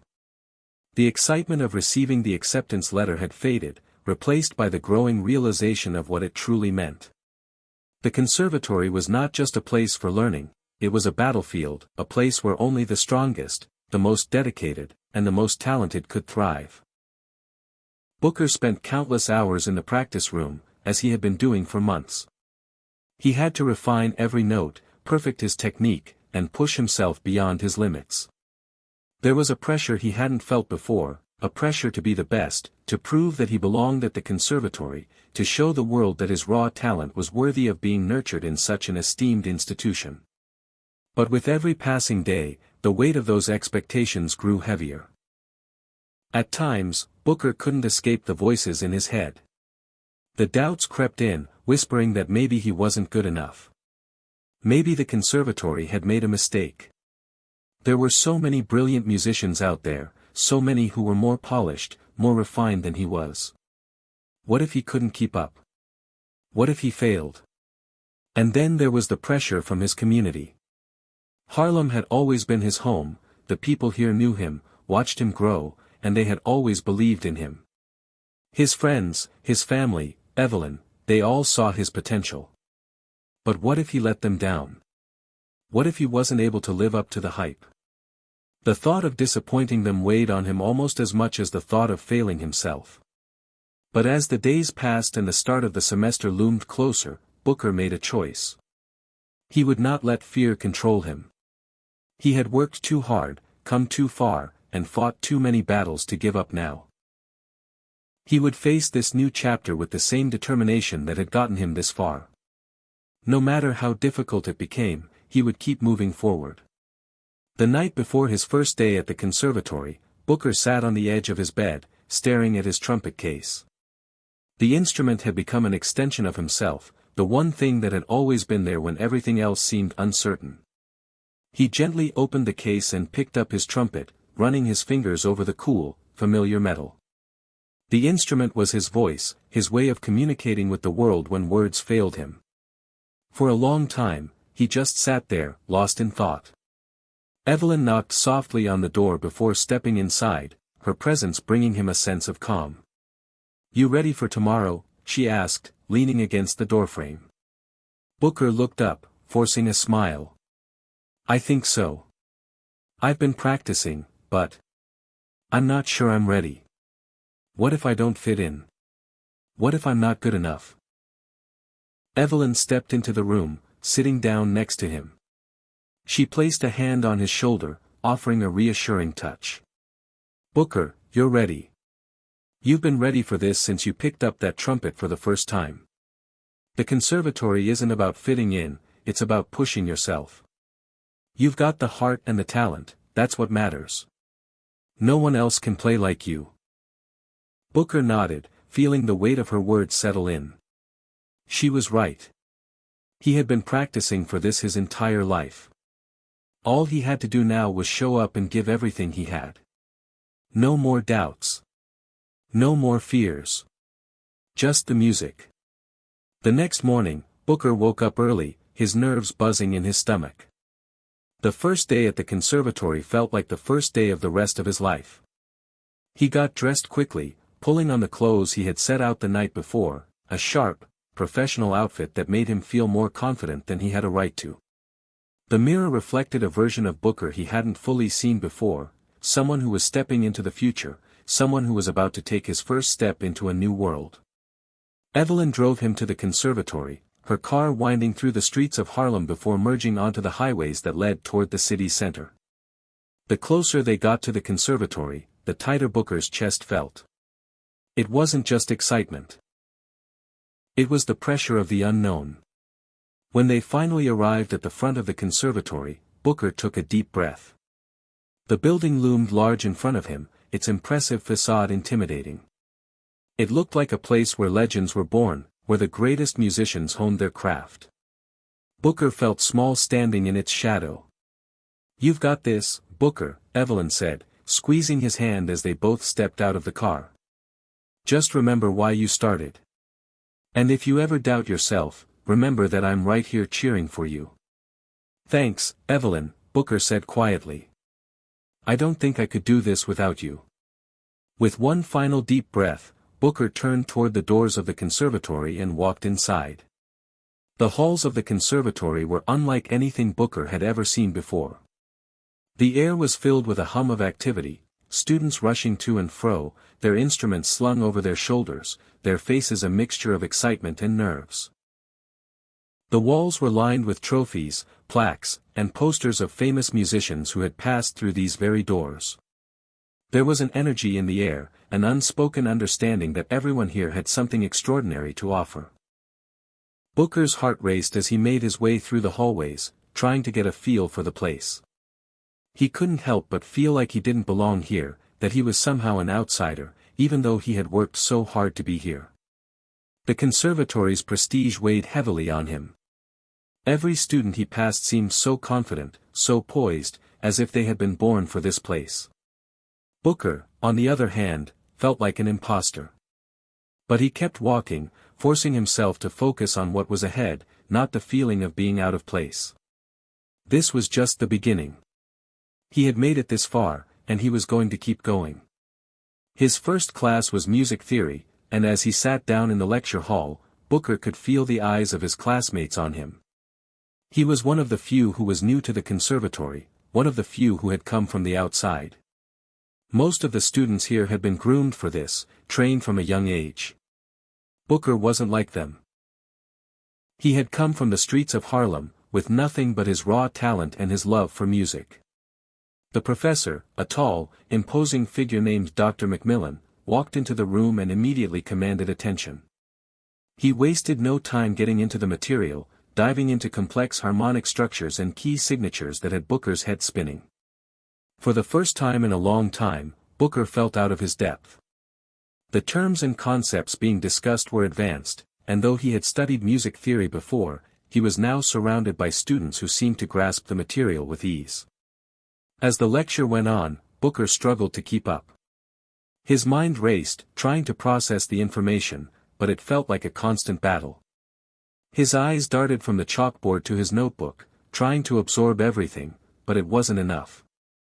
He was falling behind, and for the first time, he began to wonder if he truly belonged here. But as the class ended and the students began to file out, one of his classmates, a tall girl with dark curly hair and a bright smile, walked over to him. "Hey, you're Booker, right?" she asked. "I'm Mia. I know this stuff can be a lot at first, but don't worry, you'll get it. It's all about connecting the dots. If you ever want to study together, I'd be happy to help." Booker felt a weight lift off his shoulders. He had expected the conservatory to be a place where everyone was out for themselves, where competition would push him to the sidelines. But here was someone reaching out, offering a hand in the middle of his struggle. "Thanks, Mia," Booker said, a small smile tugging at his lips. "I might take you up on that." As Booker walked out of the lecture hall, he felt a little less alone. The road ahead was going to be tough, he knew that, but he wasn't in it alone. He had a long way to go, but Booker Ellington was no stranger to hard work. And if there was one thing he had learned over the years, it was this: he didn't have to be perfect. He just had to keep playing. The weeks at the conservatory were nothing like Booker had imagined. He had expected challenge, yes, but he had underestimated how overwhelming it would be. Every day felt like a race against time, every class a gauntlet to be survived. The weight of his past, his history in Harlem, his struggles with doubt, felt heavier here. The conservatory was everything he had dreamed of, and yet, for the first time in his life, Booker felt like he was truly out of his depth. Each morning, Booker arrived early to practice before his first class, but despite the hours he poured into his trumpet, he couldn't shake the nagging feeling that something was missing. His technical skills were sharper than ever, his ability to read sheet music had improved, and his tone had become more refined. But something was still lacking. He felt like he was playing from his head, not his heart. He was so focused on the mechanics of his playing, trying to perfect each note, that he couldn't find the soul of the music. His classmates were impressive, they played with ease, their fingers dancing across their instruments as if they had been born with them in hand. The pressure to keep up with them was immense. At times, Booker would hear them play in the practice rooms next door, their sounds echoing through the halls, and he would wonder how he could ever match their level of skill. His friends in Harlem had always supported him, but this was different. The stakes were higher now. He wasn't just playing for a community anymore, he was playing for his future, for the chance to become something more. The turning point came one afternoon during a trumpet masterclass with one of the conservatory's most renowned faculty members, Professor Jordan Green. Professor Green was known for his brutal honesty and high standards. Booker had heard whispers about his strictness, and now it was his turn to face the man himself. The class was being held in a large, acoustically perfect hall, the walls lined with photographs of legendary musicians. Booker sat nervously, watching as the other students took their turns in front of the class. Their performances were flawless, precise, controlled, technically perfect. When it was finally Booker's turn, he stood up, his heart pounding in his chest. He tried to steady his hands as he walked to the front of the room. The room fell silent as he raised his trumpet to his lips, his breath catching in his throat. He had practiced the piece for days, had perfected it in private. But the moment the trumpet touched his lips, all of his nervousness came rushing in. His hands shook slightly as he started to play. The first few notes were fine, steady, clear, but then his breath faltered. His fingers stiffened, and his playing became mechanical, lacking the smoothness he had worked for. When he finished, the room was silent.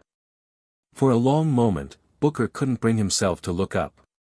He could feel the weight of the professor's gaze on him. "Booker," Professor Green said, his voice cutting through the silence. "What was that?" Booker flinched at the harshness of the words. I'm sorry, sir. I've been practicing. I thought I had it down.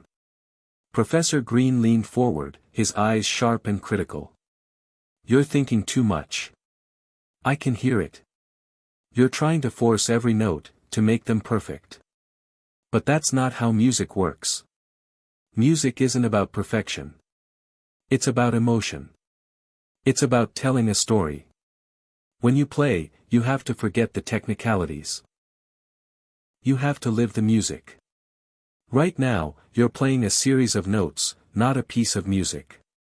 The words hit Booker like a punch to the gut. He had spent so long perfecting his technique, obsessing over the mechanics of each note, that he had forgotten why he started playing in the first place. His playing had become a performance, not an expression. He had lost touch with the soul of the music. Professor Green's voice softened, just slightly. You have potential, Booker. But potential means nothing if you can't put your heart into it. Right now, you're playing because you feel like you have to. What I want to see is you playing because you can't help it. Because the music moves you. Booker stood there, feeling the sting of the professor's words, but also something else, a spark, a flicker of realization. He had spent so much time trying to prove himself, to prove that he belonged at the conservatory, that he had forgotten why he loved the trumpet in the first place. The rest of the class passed in a blur, but Booker couldn't shake the professor's words from his mind. When the session ended, he packed up his trumpet slowly, still processing what had just happened. He didn't want to admit it, but part of him was relieved. Professor Green's criticism had cut deep, but it had also given him something crucial, a challenge, a path forward. It wasn't enough to just be good. He needed to find his passion again, to reconnect with the music on a deeper level. That night, Booker returned to his apartment, his mind racing. Evelyn was sitting at the kitchen table, reading, when he walked in. She looked up, sensing something was different. How was class? She asked, her voice casual but curious. Booker dropped his bag on the floor and sat down, rubbing his face with his hands. It was tough. I mean, it was brutal. Professor Green tore me apart. Evelyn's face softened. What happened? Booker leaned back in his chair, trying to find the words. He said I wasn't playing from my heart. That I was so focused on getting everything right, on making every note perfect, that I lost the emotion in the music. He said I wasn't really living the music. Evelyn nodded slowly, taking in his words. I see. And do you think he's right? Booker hesitated. Yeah. I think so. I've been so caught up in trying to be technically perfect, trying to fit in here, that I've lost what made me want to play in the first place. Evelyn smiled gently. Well, that's a start. Sometimes we get so focused on the destination that we forget why we started the journey in the first place. You've always had that fire inside you, Booker. That's why you play. And maybe now's the time to remember it. Booker looked at her, feeling a sense of clarity beginning to form in his mind. She was right. He had been playing for validation, for recognition, for all the wrong reasons. It was time to change that. It was time to play for himself again, to play because the music called to him, because it spoke to his soul. The next day, Booker returned to the practice room with a new resolve. He wasn't going to focus on perfecting the notes anymore. He wasn't going to worry about whether he fit in with the other students or if he could play like the professionals. He was going to play for the music. He was going to let go and trust himself. He picked up his trumpet and began to play. This time, he didn't think about the technique, the theory, the rules. He let his fingers move across the valves without thinking, letting the music flow through him. At first, it felt unfamiliar, like stepping into the unknown. But slowly, the sound began to change. It was rough, it was raw, but it was real. Booker felt the emotion of the music rise inside him, and he played with everything he had. For the first time in a long while, he wasn't trying to be perfect. He was just playing, and it felt like freedom. When he finished, Booker sat back, his breath coming in ragged gasps. He felt a deep satisfaction, not because he had nailed every note, but because for the first time in weeks, he had truly felt the music. He was no longer trying to control it, he was letting it control him. As he packed up his trumpet, Booker smiled to himself. The road ahead was still long, and he had much to learn. But he had taken the first step towards something deeper, something more meaningful. And that, he knew, was just the beginning. As the semester continued, Booker's growth was undeniable, but so were his struggles. His transformation was far from smooth, and there were days when the weight of the conservatory's pressure came crashing down on him. Yet, with each passing challenge, Booker felt a fire reigniting within him, one that hadn't burned so brightly since he first picked up the trumpet. He was learning, truly learning, that being a musician wasn't just about technical mastery. It was about heart, about passion, and about finding the courage to express everything he had buried deep inside. One of the hardest lessons for Booker to accept, however, was that growth came with discomfort. Every time he let go of his need for perfection, every time he tried to feel the music rather than control it, something inside him crumbled. His foundation, the habits he had spent years building, felt like they were being torn down, piece by piece. And yet, in the wreckage, something new was growing. But the hardest battle for Booker wasn't always in the practice room. It was with himself. Every time he let go of his old habits, memories from Harlem would bubble to the surface. The fear of failure, the deep-rooted belief that he wasn't good enough, and the reminder that nothing ever came easily for someone like him. The feeling of being an outsider, of being different, it never quite left. Even now, amidst the beauty of the conservatory, Booker couldn't shake the constant whisper in his mind that he wasn't supposed to be here. It was a Friday afternoon when the doubts hit hardest. Booker had been playing for hours, his trumpet crying out the music in his heart. But this time, the notes felt off. They weren't fluid, they didn't come from his soul, they were just there. He put the trumpet down in frustration, his fingers aching from overuse. "Come on, Booker," he muttered to himself. "What's wrong with you today?"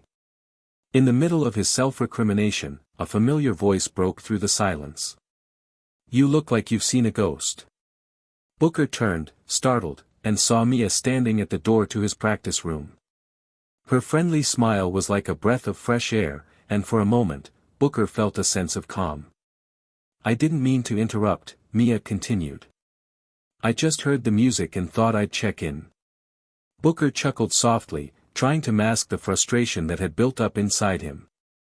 "No, you're fine. I'm just frustrated. I've been practicing this piece all week, but it's not coming out right. I can't get it to sound the way I want." Mia raised an eyebrow and stepped further into the room. "Well, if it's any consolation, I heard you playing last week, and it sounded amazing then. What happened?" Booker shook his head. "I don't know. I'm starting to think I've hit a wall. Like, maybe I'm not good enough to be here. Maybe I don't belong." Mia's smile faded, replaced by a more serious expression. "Booker, you're being too hard on yourself. I get it, we all do. This place, this whole conservatory, it's intimidating. But you have something that no one here can teach, your passion. Your soul. Don't lose that, okay?" Booker looked away, his eyes clouded with uncertainty. "But it's hard. It's hard to see everyone else excelling while I'm struggling just to keep up. And I feel like, even when I play my best, it's still not enough." Mia moved closer, sitting beside him on the bench. "You've got to stop comparing yourself to everyone else. You're not them. You're you. And that's more than enough." Her words hit him harder than he expected, and for a moment, Booker felt a lump rise in his throat. He didn't want to cry, not in front of her, but the tension had been building for so long, it felt like it was threatening to break him apart. I don't know if I can do this," Booker whispered. "There are days when I feel like I'm just pretending to be good enough. Mia's expression softened as she placed a hand on his shoulder. Hey. That's the thing about music. It's not about being perfect. It's about how it makes you feel. If you're playing from your heart, you're doing it right. It doesn't matter if it's flawless or messy. People will feel your honesty. Booker was silent for a long time, processing her words. He had been so caught up in his own expectations that he had forgotten why he loved music in the first place. It wasn't about impressing others, or proving himself to the world, it was about telling his story, about speaking through the music in ways words never could. "I'll try," Booker said after a moment. "I'll try to stop pretending." Mia smiled, her eyes warm. "That's all you can do." That evening, after Mia left, Booker sat alone in the practice room once again. But this time, it felt different. He picked up his trumpet, and instead of diving straight into the notes he had been struggling with, he closed his eyes. He focused on the feeling inside him, the raw emotion that had been buried under layers of doubt and fear. He didn't think about technique, or perfection, or what anyone might think. He just played. The sound that came out was imperfect, the notes wavered slightly, some too sharp, some too flat. But it wasn't the technical quality that mattered. It was the feeling behind it. For the first time in a long time, Booker felt connected to the music, as if it was an extension of himself. He played for hours that night, losing track of time. The music was messy at times, but it was real. And in that mess, Booker found a freedom he hadn't known he needed. It was like a weight had been lifted, and for once, he could breathe. When he finally stopped, he sat back, feeling a quiet sense of peace. He had been so afraid of failing, so afraid of not being good enough, that he had forgotten the most important thing: the music was his to make. He didn't have to follow anyone else's path. He only had to follow his own. The next day, during a solo performance class, Booker took the stage again. He was nervous, but it was a different kind of nervousness. The kind that came from excitement rather than fear. When it was his turn, he stood up and walked to the front of the room, his trumpet in hand. The eyes of his classmates were on him, and for a brief moment, he felt the familiar sting of self-doubt. But he pushed it aside. He took a deep breath and began to play. This time, he played without hesitation, without trying to be perfect. His fingers moved fluidly, and the sound that filled the room wasn't just a series of notes.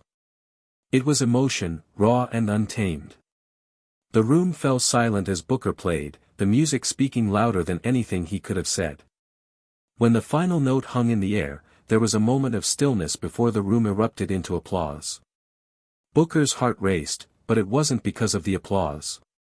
It was because, for the first time in a long time, he felt something profound: he had truly played for himself. When he stepped off the stage, Mia was there waiting for him. She gave him a thumbs up and a grin. That was amazing. Booker smiled, his eyes shining with something new, a quiet confidence. Thanks. I think I'm finally starting to get it. And with that, Booker knew he had broken through. He had confronted his fears, faced his doubts, and most importantly, he had rediscovered the music that had once saved him. The road ahead would be hard. But now, he was ready to face it. As Booker settled into his new rhythm, the weeks that followed felt like a delicate balance of growth and struggle. He had begun to trust himself more, letting the music guide him instead of trying to force it. Yet, even with his newfound confidence, there were days when doubt crept back in. The competition at the conservatory was fierce, and sometimes it felt like he was barely keeping up. But Booker had come to understand something important: it wasn't about being the best. It was about being true to the music, true to himself. Despite the small victories, Booker still felt the weight of his past following him, casting a long shadow over his progress. Every day, he faced the pressure of proving himself, not just to the conservatory, but to himself. The echoes of his childhood in Harlem, the harsh realities of his neighborhood, the struggles to fit in and to be seen, they were all part of him. And while he had made peace with those struggles, they were still present, lurking in the background. One chilly Thursday afternoon, after a particularly grueling rehearsal, Booker was walking back to his apartment when he saw a familiar face. It was Marcus, one of the guys from Harlem. Booker hadn't seen him in months, and seeing him here, on the streets of the city, made him pause. Marcus had always been a bit of a troublemaker, but they had shared a deep bond back in the neighborhood. Marcus had always supported Booker's dream of becoming a musician, even when everyone else had doubted him. "Yo, Booker. Is that you?" Marcus called out, a wide grin on his face as he approached. Booker's heart skipped a beat. "Marcus. What are you doing here?" Marcus laughed. "You know me. I'm just out here doing what I do. I didn't expect to run into you, though. How's everything? You still blowing that trumpet?" Booker smiled, his heart warming at the sight of his old friend. "Yeah, man, still playing. Actually, I'm at a conservatory now, studying music full-time." "Wait, what? For real?" Marcus raised an eyebrow, clearly surprised. "That's wild, man. I never thought I'd see the day when you were studying at some fancy school." Booker chuckled, rubbing the back of his neck. "Yeah, it's been a trip. I didn't think I'd make it, but here I am." Marcus shook his head in disbelief. "Damn, Booker. You always did have that fire in you. Never thought I'd see you go this far." There was a pause, a moment of reflection. Booker felt a pang of guilt, though he wasn't sure why. He had made it, and yet part of him still felt tied to his roots, to the streets of Harlem that had shaped him. He had worked hard to get here, but the success sometimes felt like an escape. It was a strange mix of pride and discomfort. "Man, I gotta say, it's been tough," Booker admitted, his voice quieter now. "The conservatory's been a grind. Some days, I feel like I'm barely keeping up. I'm always trying to prove I belong here, you know. Like I'm just waiting for someone to figure out that I'm not good enough." Marcus's expression softened. "You're good enough, Booker. You're more than good enough. But don't let that place get in your head. That school, those people, they don't know you. They don't know what you've been through, what you're capable of. You're not just some kid from the streets anymore. You're making your own path now." Booker nodded slowly, taking in his friend's words. It wasn't the first time someone had told him that he belonged, but somehow hearing it from Marcus, someone who had seen him at his lowest, made it feel different. "Thanks, man," Booker said, the weight of the words sinking in. "I needed to hear that." Marcus clapped him on the back. "Anytime, Booker. Just remember, it's not about impressing them. It's about playing for yourself. You've got the talent, but more importantly, you've got the heart. That's what'll get you through." The conversation with Marcus stayed with Booker long after they said their goodbyes. As he made his way home, he reflected on everything he had been through. The doubts, the struggles, the late nights spent trying to catch up, they had all led him here. And now, more than ever, he realized that the only person he truly needed to prove himself to was himself. The next morning, Booker arrived early to the conservatory, his trumpet in hand.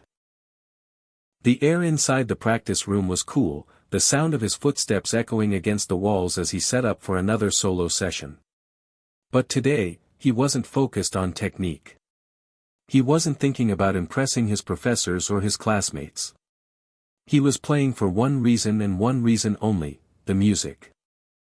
He closed his eyes as he began to play, letting the music flow through him. For the first time in a long while, there were no walls between him and the trumpet. He wasn't trying to be perfect. He was letting his heart speak through the instrument, his fingers moving freely, almost instinctively.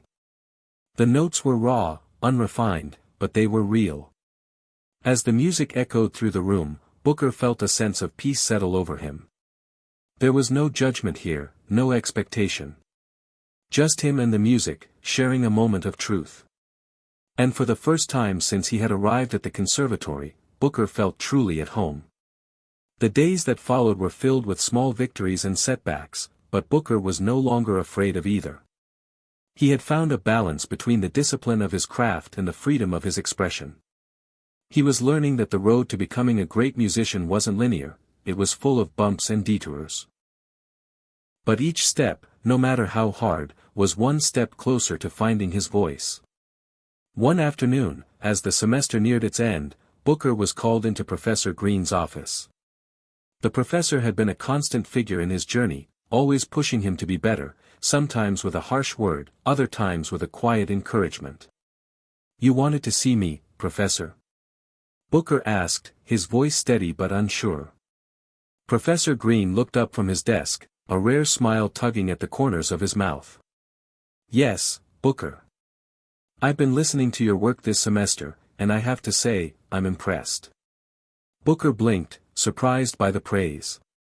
"Really? I thought I was still a work in progress." Professor Green chuckled. "We're all a work in progress, but you've come a long way. You're not playing like you did at the beginning.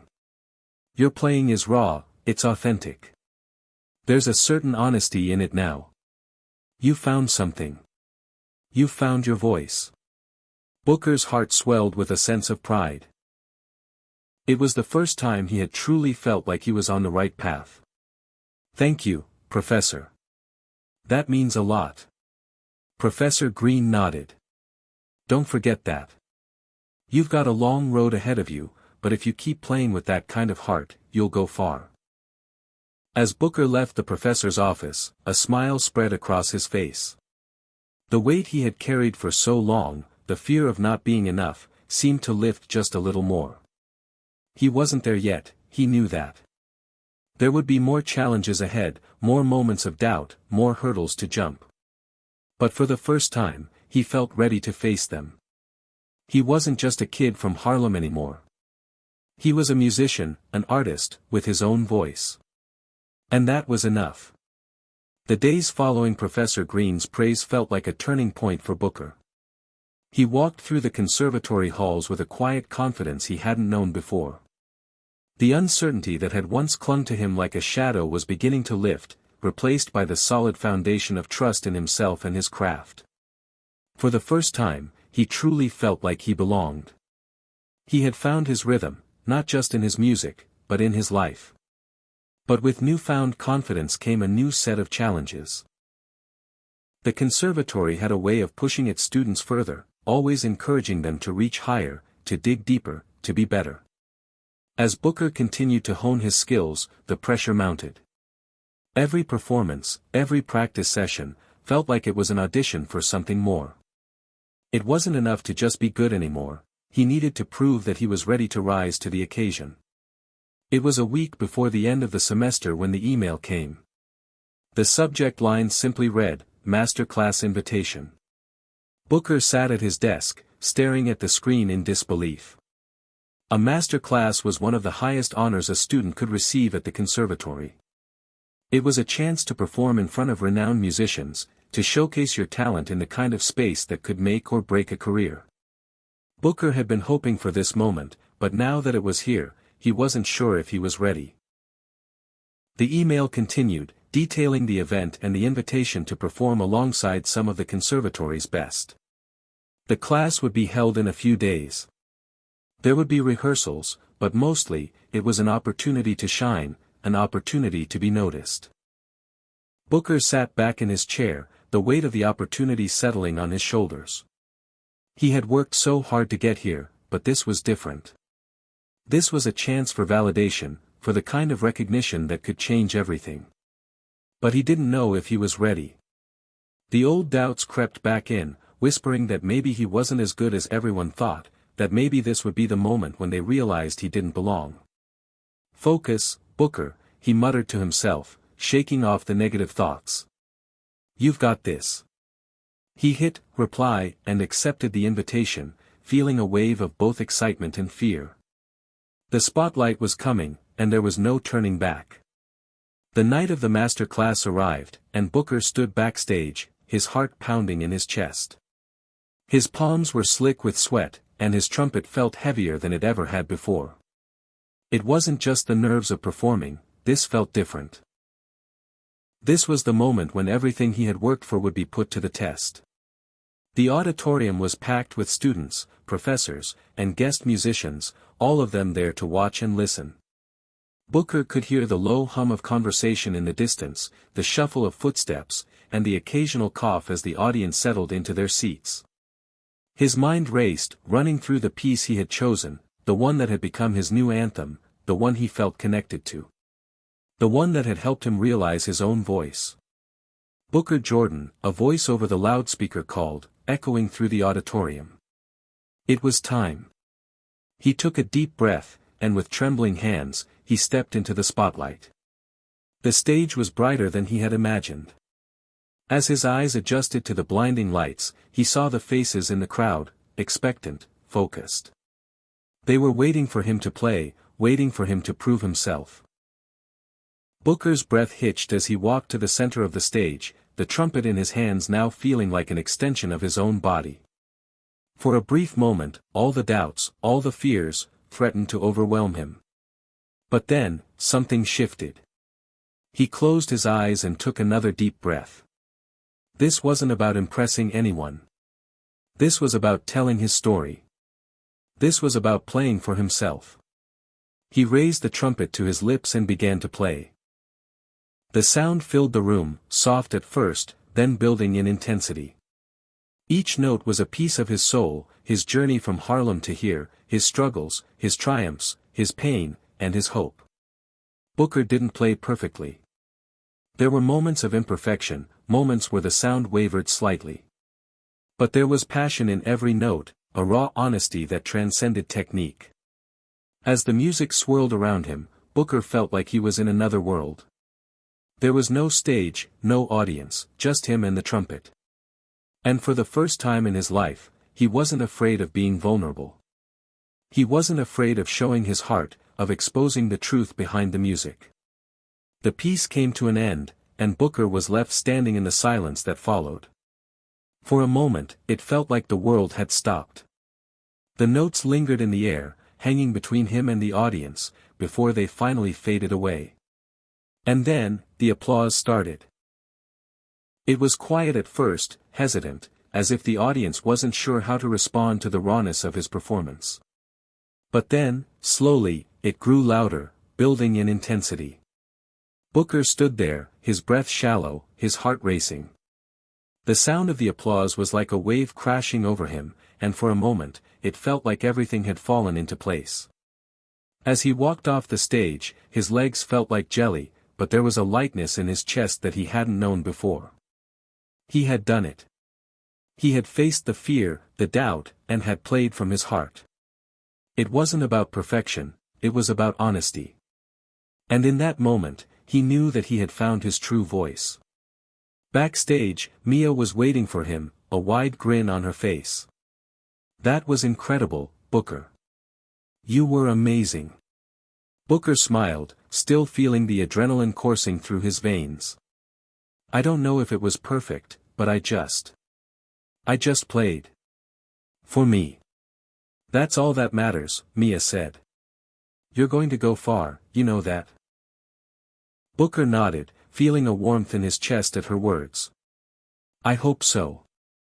But no matter what happens, I'm not playing for anyone but myself anymore." Mia laughed. "That's the key, Booker. The music is yours. Always has been." The master class was only the beginning.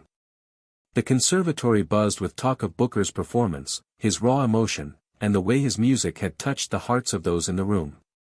It wasn't just about the trumpet, it was about the story he had shared, the vulnerability he had exposed. People were talking, and Booker knew that this moment, this breakthrough, would shape the rest of his journey.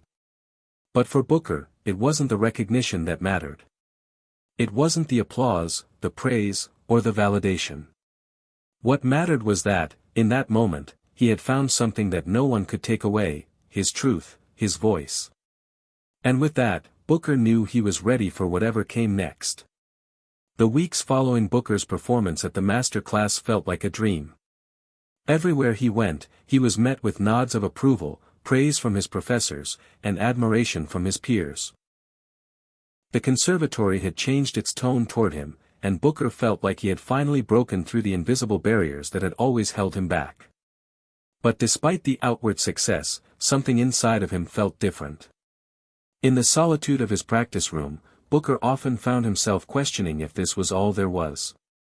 He had achieved so much, his talent had been recognized, his confidence had grown, but the deeper fulfillment he had expected from all of this success hadn't fully materialized.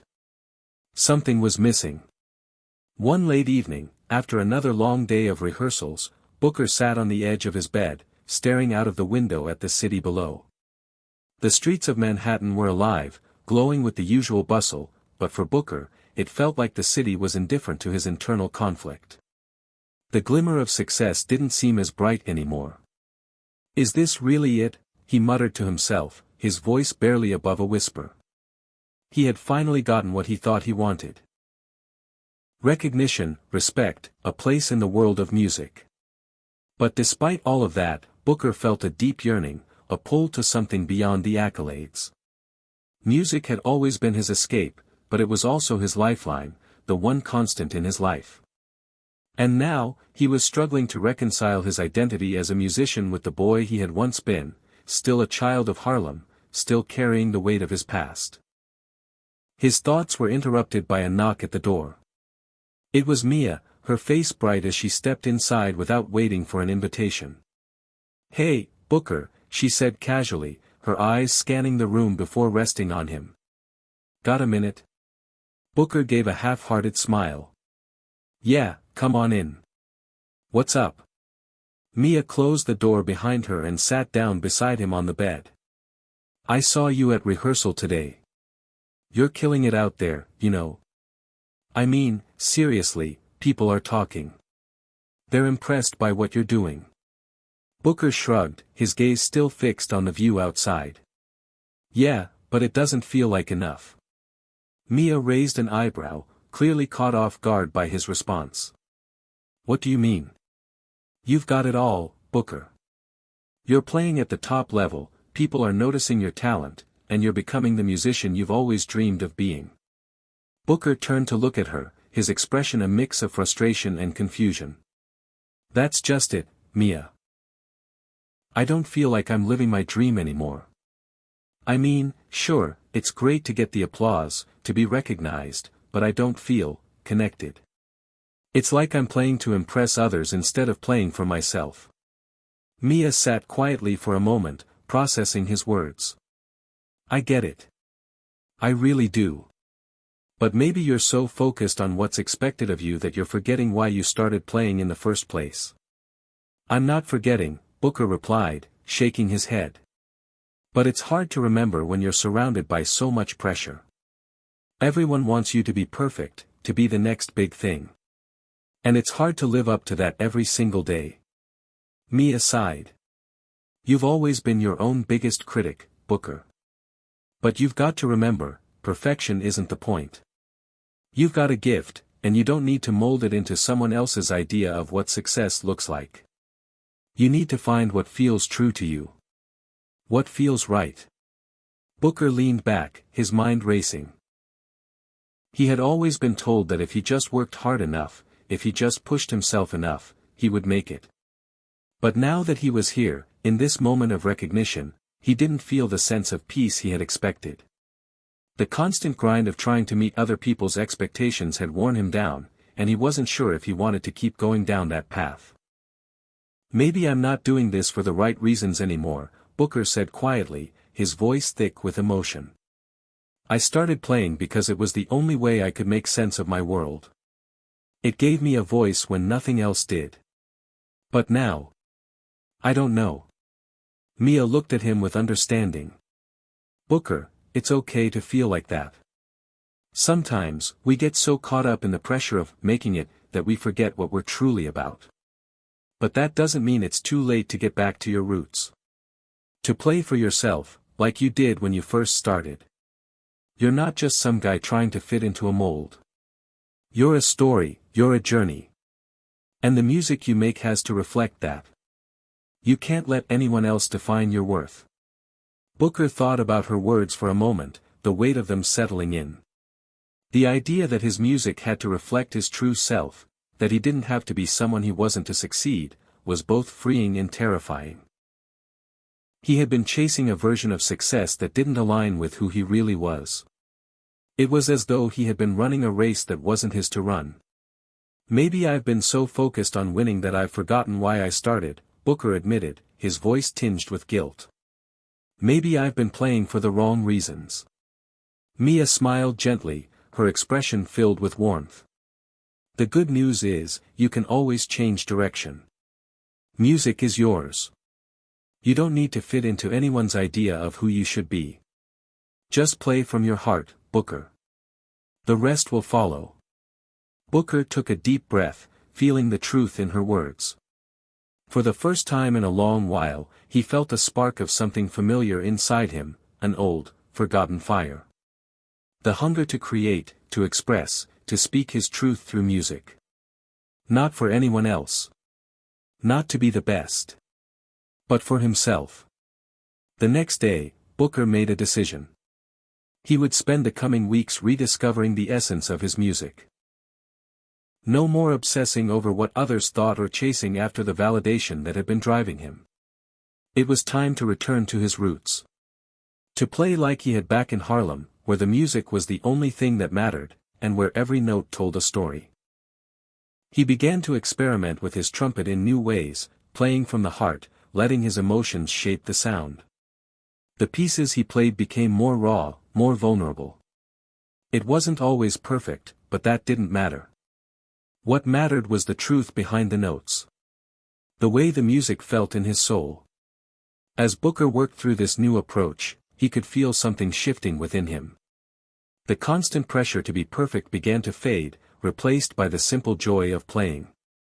And with each passing day, he became more and more sure that this was the path he was meant to follow. His voice, his music, was his own. And that was enough. He wasn't just playing to be noticed anymore. He was playing because it was the only way he knew how to live. Booker had come a long way since that evening of the master class. It had taken time, but he had learned to silence the voice of doubt that had once plagued him. The music no longer felt like something he had to perform or perfect to meet others' expectations.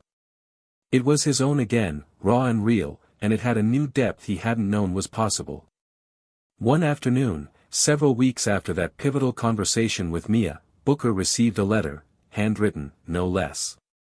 It was a rare sight in the age of emails and texts, and it immediately piqued his curiosity. He opened it carefully, unfolding the letter to find a few lines of elegant script.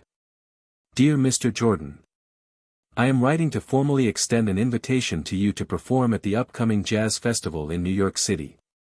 After hearing your performance during the master class, I was struck by the passion and authenticity in your playing. We would be honored to have you showcase your talent at this prestigious event. The festival is a platform for emerging artists to share their work with a broader audience, and we believe your story and sound would resonate deeply with the listeners. The event will be held on the weekend of June 15th, and we are eager to hear from you about your availability. Looking forward to hearing from you soon.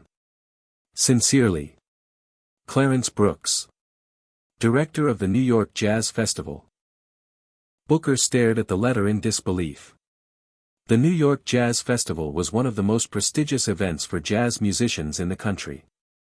It was a space where legends were made, where unknown musicians became household names. And now, here he was, invited to perform. For a moment, it felt like everything around him had stopped. The weight of the opportunity threatened to swallow him whole. It was everything he had dreamed of. It was everything he'd worked for. But at the same time, he felt that familiar knot of uncertainty tighten in his stomach. He had been invited to perform, but did that mean he was ready for something like this? His mind flashed back to his time in Harlem, to the basement jams where everything had been simpler, more pure. Was this festival the same thing? Or was he walking into a world where the pressure and expectations would swallow him whole? The next day, Booker sat down in the practice room, trumpet in hand. He hadn't felt like practicing in a while, not since that breakthrough moment when he had learned to play for himself. But now, with the festival hanging over him like a cloud, he found it difficult to focus. The usual comfort of his trumpet wasn't there. He ran through a few scales, his mind wandering, his thoughts heavy.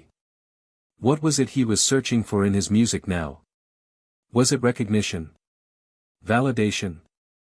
Or was it something deeper, something more intimate? "Come on, Booker," he muttered to himself, trying to focus. "You know this. Just play like you did before. Play from your heart." The notes slowly began to flow, but the question lingered in the back of his mind, was he still the same musician he had been before? Mia noticed the change in him almost immediately. She had always been able to read Booker, and today, as she entered his practice room, she saw it. His usual fire was dimmed by a weight he couldn't shake. "You've got that look," she said with a smile, leaning against the doorframe. "What's going on?" Booker looked up, startled, then sighed and leaned back against his chair. "I got invited to the New York Jazz Festival," he said quietly, almost as if he were still processing the idea himself. Mia's eyes lit up, and she took a step toward him. "That's amazing, Booker. That's huge. Do you know how many musicians would give anything to be in your position?" "I know, but," Booker paused, trying to find the right words. "I don't know if I'm ready for something like this. What if I'm not good enough? What if I mess up? What if they all realize I don't belong?" Mia stepped forward and placed a hand on his shoulder. "You've been through this before, Booker. Every time you thought you weren't good enough, you've proved yourself. You don't have to be perfect, you just have to play. You're not going to mess up. You'll show them who you are, your version of jazz." Booker met her eyes, seeing the same unwavering belief that had always been there. "But what if that's not enough? What if I'm not what they're looking for?" "Then they'll be the ones who are missing out," Mia said, her voice calm but firm. "But you won't know unless you try. You've got to trust in yourself. Remember who you are, Booker. You're a force in this world. And your music, that's what's going to get you through."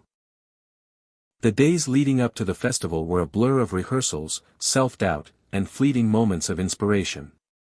Booker continued to practice, refining his pieces, but he couldn't shake the feeling that something was off. His old fears, the ones that had haunted him when he first picked up the trumpet, seemed to be resurfacing. Each time he picked up his horn, the weight of expectation hung in the air like an unspoken presence. This was no longer just about playing music. This was about proving himself. Proving he wasn't just some blind kid from Harlem who had made it through sheer willpower. Proving that he deserved a place among the best. Mia stayed by his side through it all, offering words of encouragement whenever he needed them, and reminding him that he had already come so far. But as the day of the festival approached, Booker couldn't help but wonder, what if it wasn't enough?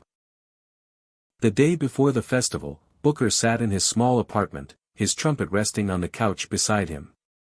The city outside was alive, bustling with the usual hum, but inside, everything was eerily quiet. He was alone with his thoughts, and those thoughts were filled with uncertainty. He ran his fingers over the cool metal of the trumpet, feeling the familiar grooves and curves. The instrument that had been his lifeline, his escape, his voice, now it felt like a symbol of everything he had to lose. "Focus, Booker," he muttered, trying to center himself. "This is your moment. Your music is what matters."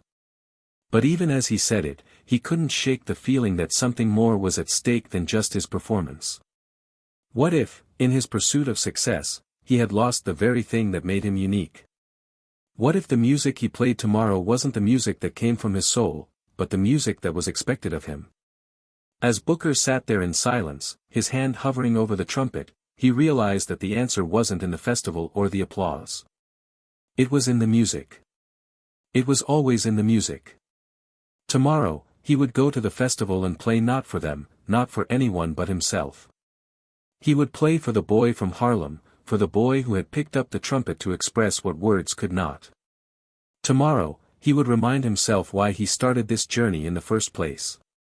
And with that realization, the weight of doubt slowly began to lift. Booker was ready. Ready to stand on that stage and play like only he could. The next day, Booker stood backstage at the New York Jazz Festival, his heart racing. The crowd beyond the curtains was buzzing with excitement, and he could hear the murmurs of anticipation.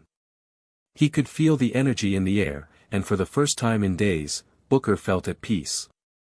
It was time to step into the spotlight. And this time, he was going to do it for himself. The cool backstage air buzzed with tension.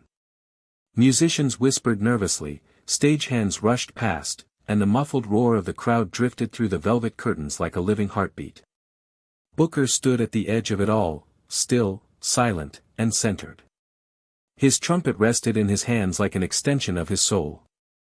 He wore a dark navy blazer, a crisp white shirt, and his lucky socks, the faded striped ones his grandmother gave him before he moved to the city. He could hear the last performer finishing their piece, a fiery saxophone solo that drew a wave of applause. And then, silence. That electric, impossible silence that only lives in the moment right before something big happens. Next up, the announcer called from center stage, "Please welcome a rising voice in the jazz world, a young artist whose sound reaches far beyond his years. Performing an original piece, The Sound I See, Booker Jordan." The applause began, polite and curious. No one in the crowd really knew who he was. Not yet. Booker took a deep breath, adjusted his dark glasses, and stepped into the light. It was blinding. The stage lights always were, but this time he welcomed it. The warmth on his face, the steady weight of his trumpet, and the hush that fell over the audience when they saw a blind 14-year-old step confidently into the spotlight, it was everything. He moved toward the center mic. He didn't need help. He counted the steps like he always had, 1, 2, 3, and then a pivot toward the audience. He didn't speak. He didn't need to. He lifted the trumpet to his lips. And then, he played. The Sound I See was unlike anything the audience had heard. The piece opened with a single note, drawn long and low, like the first breath of morning. It was soft, vulnerable, hesitant, but beautiful. Then came a cascade of melodic runs that danced between hope and heartache. The piece wasn't just about jazz, it was about his life, his blindness, his journey, his Harlem nights, and the loneliness that turned into light. Booker had written it weeks ago during a storm, letting the rhythm of the rain become the pulse of the piece. There were parts where the trumpet mimicked wind, where the melody rose and fell like sirens in the night, and where sudden silences made the listener hold their breath. The climax came not with blaring notes, but with a phrase so soft, so tender, that the entire room leaned in without realizing it.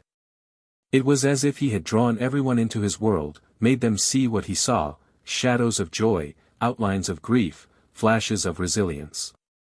His fingers moved effortlessly, guided not by sight, but by something deeper. Muscle memory, sure, but more than that, it was intuition. Heart. He wasn't playing music. He was music. When the final note echoed into silence, he lowered his trumpet slowly. He didn't smile. He didn't bow.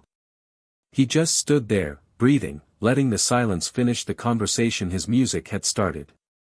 And then, thunder. Applause erupted. Not polite. Not casual. Thunderous. People stood. First a few. Then a row. Then all of them. A standing ovation. Booker could feel the vibration through the stage floor, the stomps, the cheers, the wild claps. It shook his bones. He didn't cry. But something inside him cracked open, something he'd kept locked up for years. He turned and walked off stage, blinking behind his dark glasses. As soon as he stepped into the wings, a whirlwind of motion surrounded him. Musicians hugged him. Producers shook his hand. Strangers clapped him on the back. A famous trumpeter, one of his childhood idols, pressed a business card into his palm and whispered, "You're the future, kid." Booker couldn't process it all. But Mia could. She shoved past two saxophonists and grabbed him in a fierce hug. That was insane, Booker. That was real. That was you. He held on for a moment longer than usual, then pulled back. I played it how I heard it in my head. No filter. Just, what it's like being me. Well, turns out being you sounds better than half this lineup, she teased, wiping at the corner of her eye. Did I do it? He asked softly. Mia nodded. You didn't just do it. You changed the air in the room. Later that night, the jazz festival after-party was a blur. Music filled the venue, food was passed around on silver trays, and people floated from one cluster to another, eager to congratulate or connect. But Booker didn't care about schmoozing.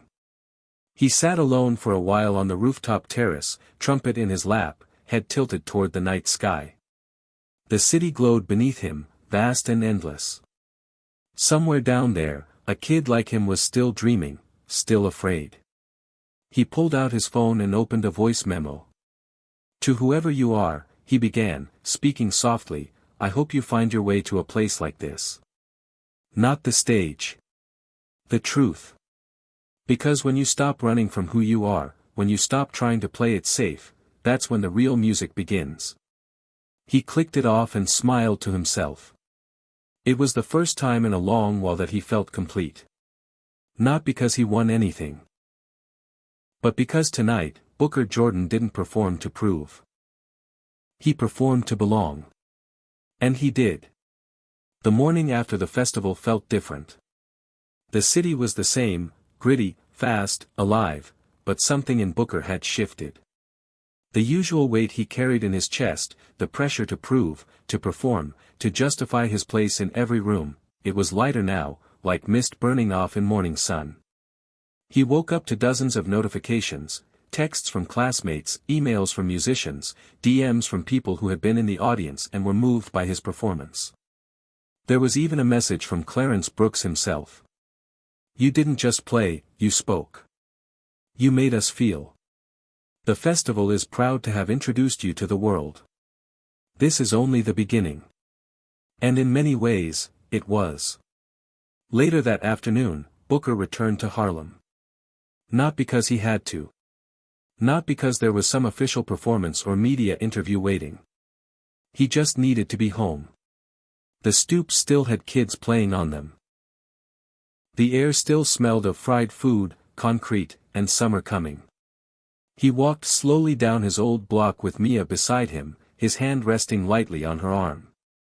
His cane tapped the sidewalk with familiar rhythm, but his trumpet case in the other hand swung with quiet confidence. You good? Mia asked. He nodded. Better than good. They passed the church where he had first performed as a kid, the corner where he used to play for spare change, and finally stopped in front of the old community center, still peeling paint, still broken windows, but alive with music drifting out from inside. Think anyone's there? Mia asked. Only one way to find out. They stepped inside to find a few kids sitting in folding chairs, awkwardly holding instruments too big for them, eyes wide with curiosity. A tired-looking instructor stood at the front, trying to wrangle some semblance of rhythm from chaos. When the door creaked open and Booker stepped in, trumpet in hand, the room went still. One boy dropped his drumsticks. Another girl whispered, "Is that?" Booker smiled. "Hey. Y'all mind if I sit in for a minute?" The instructor, an older man with a beard and eyes that had clearly seen too much, squinted at him, then broke into a grin. "Boy, get up here. These kids don't even know the legend they're about to witness." Booker sat in the circle, unpacked his trumpet, and didn't say much. He didn't need to. He played. Not the piece from the jazz festival, not anything flashy. Just a slow, bluesy phrase. Something real. Something raw. It wasn't about perfection. It was about connection.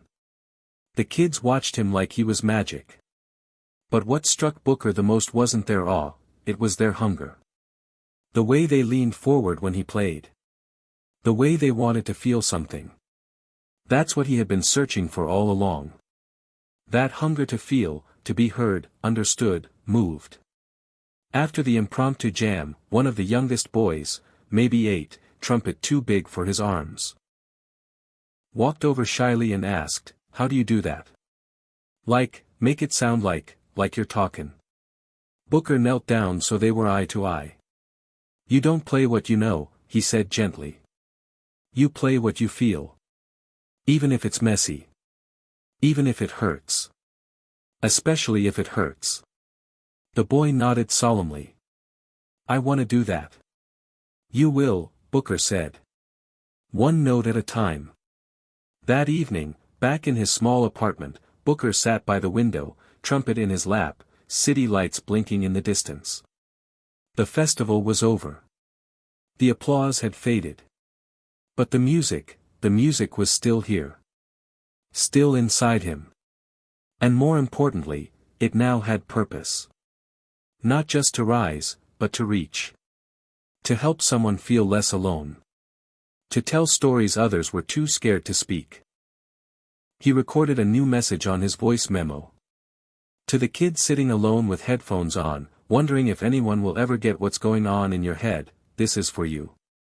To the musician who thinks no one will ever listen, this is for you. To the kid like me, blind or broken or brilliant or all three. Don't stop. Because one day, your sound's gonna stay with someone. Like it did with me. And that's what makes it real. Months passed. Booker's name began to circulate in jazz circles. He performed at small clubs, then bigger halls. He received an offer to record an album. He said yes, but only if he could include a track recorded live at the Harlem Community Center with the kids. They agreed. The album was titled The Sound I See. And the final track was called Home. The boy who had once been mocked, overlooked, pitted. He had become more than a performer. He had become a storyteller. A guide. A voice. He had become a legend. And his sound? It stayed. Forever. Hit subscribe and leave a comment with where you're watching from. This story might just spark a new beginning.